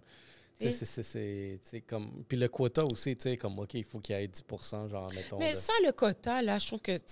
Parce que quand on met un quota, là, il y a peut-être des gens, je vais peut-être créer quelque chose disant ça, là, mais... On met un quota, puis la plupart du temps, c'est même pas la réalité, ou il n'est même pas respecté, ou il est pas... L'objectif n'est pas atteint. Si tu dis tu veux 10 % de tes employés qui sont issus de la diversité de toutes les sphères, là, mais qu'est-ce que tu fais comme action pour entreprendre pour avoir ce résultat-là? Tu sais, le dire ou avoir un département de diversité et d'inclusion, mais il faut mettre des actions. Puis aujourd'hui, depuis le George Floyd, Black Lives Matter, on va se dire, on a tout entendu ça. Ça a été après, les entreprises là, se sont fait un virage 360. Il faut qu'on ait quelqu'un sur la diversité et l'inclusion. Il faut qu'on démontre qu'on encourage, qu'on promouvoit la diversité. Surtout pendant cette sphère-là, ça a été fou. Mais OK, oui, c'est beau d'avoir quelqu'un ou une équipe ou une personne qui est là, mais approuve ses idées, donne-lui du budget, fait en sorte qu'il peut y avoir des conférenciers dans l'entreprise, exemple, qui peuvent parler du type de diversité, puis c'est quoi. Parce que c'est pas la même définition pour tout le monde. Donc, tu sais, si tu invites un conférencier, exemple, là, j'avais proposé à un de mes clients, tu dis, on veut promouvoir la diversité, mais invite quelqu'un qui va en parler, qui va éduquer ton monde. Parce qu'il y en a que c'est juste la couleur de peau, la diversité. Ils ne voient pas autrement. Exactement, c'est ça l'affaire. C'est là que ces nuances-là, les zones grises, à faire attention, vraiment. C'est là que moi, encore là, je suis une personne dans la diversité. Mais je trouve que, est-ce que je voudrais justement recevoir une promotion parce que hey, tu réponds à des checkbox? Là. Des fois, c'est sûr que faut pas dire, puis là, c'est pas quelque chose qui va être affiché puis qui va être dit, mais c'est sûr qu'il y a des promotions, puis pas beaucoup, hein, en passant, pas beaucoup, qui ont été faits ou bien qui disent il faut qu'on ait quelqu'un, on s'en va, on va faire on présenter notre offre de service, il faut qu'on démontre l'issue de diversité, on va prendre telle personne qui est issue de la diversité, puis la mettre dans le pitch de vente. Mais c'est pas être honnête. Pourquoi? Parce que juste pour que tu attires, tu vas le faire. Est-ce que dans le quotidien, tu valorises cette personne-là? Mm-hmm. Donc, c'est ça la différence. C'est pas juste le paraître. Est-ce que tu valorises ce qu'elle fait? Je parle pas de couleur de peau, là, on a parlé, mais est-ce que en tant qu'individu, que la personne en tant qu'individu, est-ce que tu valorises ce qu'elle fait? Donc, c'est délicat. C'est vraiment touché. Est-ce que ça serait mieux comme ne pas en parler tout court de DEI, mais tu sais que physiquement, on peut le voir que oui, tu sais, vous avez une grande diversité de tous, ou il faut absolument montrer que oui, on a genre des politiques, ou sinon c'est quelque chose qu'on encourage. Mais c'est parce que si tu as des gens de la diversité et que en tant qu'organisation, tu es fier puis que tu le démontres, oui, par exemple. Au contraire, c'est une bonne chose que si tu es justement parce que tu as émis des actions puis il y a des résultats puis que peu importe la personne d'où elle vient ou de ce qu'elle a ou de différent ou d'unique, elle va être attirée par ton entreprise. Go for it. C'est un super bon exemple. C'est un bon modèle. Mais dis pas que il y a de la diversité s'il n'y en a pas. Moi, ça, c'est ça que je... pour moi, ça, c'est quelque chose qui me fatigue. Puis même, il y a des livres, il y a des commentateurs, des gens dans le milieu, que ce soit ressources humaines. Puis déjà là, je pense que la diversité et l'inclusion, c'est différent des RH, là. Les gens pensent que c'est pas pareil, c'est un département en soi, là. C'est différent. C'est travailler en pair, c'est sûr, en synergie, mais c'est différent. Mais aujourd'hui, là, puis même ça va venir, là, retiens ce que je te dis, là, bientôt, là, je suis convaincue que ça ne va même pas s'appeler diversité et inclusion. Ça devrait être, c'est mon opinion, un droit, là, quelque chose, un protocole qui est mis. Ça devrait être automatique, un droit civil. Je cherche mes mots, là, pour te dire que, peut-être je vais à l'extrême, mais pour dire que chaque organisation, on est à Montréal, regarde juste exemple à Montréal, là, combien qu'il y a de différences et tout, ça devrait être normalisé, tu devrais avoir, tu sais, il y a des gens, exemple, qui disent, il y avait une candidate qui est en chaise roulante, elle dit, je sais pas où est-ce que je peux appliquer parce que c'est pas écrit si j'ai accès, justement, avec ma chaise roulante, à rentrer dans les bureaux. C'est banal, mais c'est important, là, tu sais pas qu'est-ce qui peut t'arriver, là, God forbid, là, du jour au lendemain, que c'est toi qui vas être en chaise roulante, là, puis que tu veux retourner à ton poste, là, puis tu n'es pas capable, il y a juste des escaliers, il n'y a pas d'ascenseur. Ou je sais que je vais à l'extrême, mais pour dire que si tu as un modèle ou une façon de faire, où ça fait partie de ta marque employeur, puis que c'est vrai, oui, fais la promotion. S'il n'y a pas d'action qui a été mise, c'est juste parce qu'on pense qu'il y a une personne qui siège, mais que la personne n'est pas capable de faire de changement, de se faire approuver dans ses idées. Parce que ça arrive, là, j'ai beaucoup de gens qui sont dans des sièges comme ça aujourd'hui, dans des grandes entreprises même, où est-ce que, oui, on est là, on dit j'ai un titre, mais à chaque fois que je demande ou j'ai un projet, il n'est jamais accepté. Mais non. Ça, c'est pas la bonne chose à faire. J'ai vu quelque part, ça dit, le jour que l'inclusion, admettons, sera partout, c'est le jour qu'on n'est plus obligé d'en parler. Ben oui. Mais est-ce que ça va arriver? Tu penses-tu? Es-tu optimiste comme ça? Ça va prendre du temps. Je devrais pas... Est-ce que ça va... Je sais pas, honnêtement, si ça va arriver. Je sais même pas. Tu sais, mes propres enfants, mon mari, québécois, caucasien, blanc, de souche, où est-ce que nos enfants ont ce métissage qui est justement une richesse. Tu leur demandes, ils sont trop mignons. Moi, je suis moitié québécois, moitié haïtien. Moi, je trouve ça trop mignon qu'ils comprennent là, qu'ils ont ce mélange-là. Mais eux, là, quand ils vont être sur le marché de l'emploi, j'espère qu'on ne sera pas au même stade. Je prie.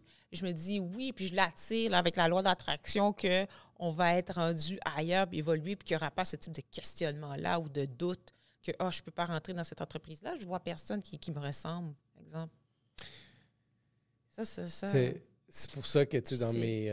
moi, mon optimisme, je pense que c'est juste un optimiste à tout, mais dans toutes ces initiatives, autant pour le podcast et la communication, tu sais, aussi devenir vraiment une figure, tu sais, vraiment qui prône certains changements ou sinon une représentation, tu sais, d'une culture qu'on ne voit pas assez nécessairement, tu sais, vraiment dans les stades décisionnels. ce que je souhaite dans ma contribution, c'est que justement, mes filles, quand ils vont être rendus là, ça ne sera plus une question de... Espérons. Mais j'espère. Mais je me dis, est-ce qu'on va se rendre là? Parce que j'entends tellement, justement, comme je te disais, de gens qui siègent dans ces rôles-là aujourd'hui, mais qui disent, c'est juste un titre que j'ai, là. Je dis, je ne suis même pas capable de faire quoi que ce soit avec ça. C'est choquant. C'est ça qui est plate. C'est comme, wow! Ça serait un peu plate, tu sais, vraiment, tu sais, avoir leur rôle, mais que tu es comme... Il n'y a pas de valeur, tu sais, tu ne retournes pas à la maison avec l'accomplissement que genre, tu l'as eu. On te l'a donné juste parce que, justement, tu es dans le poster. Oui, tu sais, ou que tu en as, puis que tu en as de la diversité, puis il n'est pas dans le poster. Ben écoute, là, c'est la base, en tout cas. À suivre. À suivre, exact. À suivre. Sophie, ça fait un plaisir. Vraiment, on a parlé de tellement de choses. On a touché tellement de sujets. C'est fou. Je suis content qu'on a touché tous les sujets que j'avais en tête. Ouais, c'est bon, t'es bon. Je peux te dire qu'habituellement, des fois, on dévie. Oui, mais non, super belle expérience, merci, vraiment, là. Tu nous mets à l'aise. Ben, merci. C'est comme si on est en train de parler on est en train de prendre un café, là, fait que j'adore, j'aime ça. Ben, j'ai réussi d'abord. Ouais, tu partager comment te joindre? Parce que je pense qu'il y a beaucoup de monde qui vont être intéressés. Oui. Vraiment, hey. Oui, ben, on parlait de plateformes. LinkedIn, Instagram, Facebook, avec ma page Sophistique Carrière ou mon nom, Sophie Maignan, tout simplement, où est-ce que là, je réponds. Écoute, des fois, il y a des gens qui s'attendent que je réponde à la minute près. Non, ça se peut que je sois en meeting, ça se peut que je sois ailleurs, mais je vais te répondre, je te promets. Je vais répondre. Donc, vraiment, de ne pas gêner de m'écrire sur les plateformes des réseaux sociaux.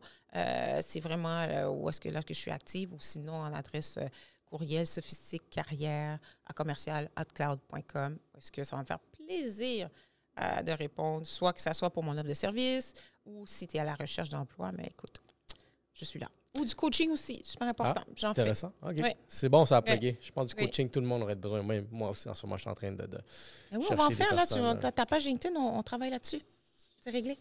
On fait ça. Je vais le voir en 2025, guys. Influenceurs LinkedIn, let's go. Yes. Ça fait un plaisir, Sophie. Merci beaucoup. Merci. Guys, Yellow Sea Podcast, ça fait un autre épisode. Et à la prochaine. Merci.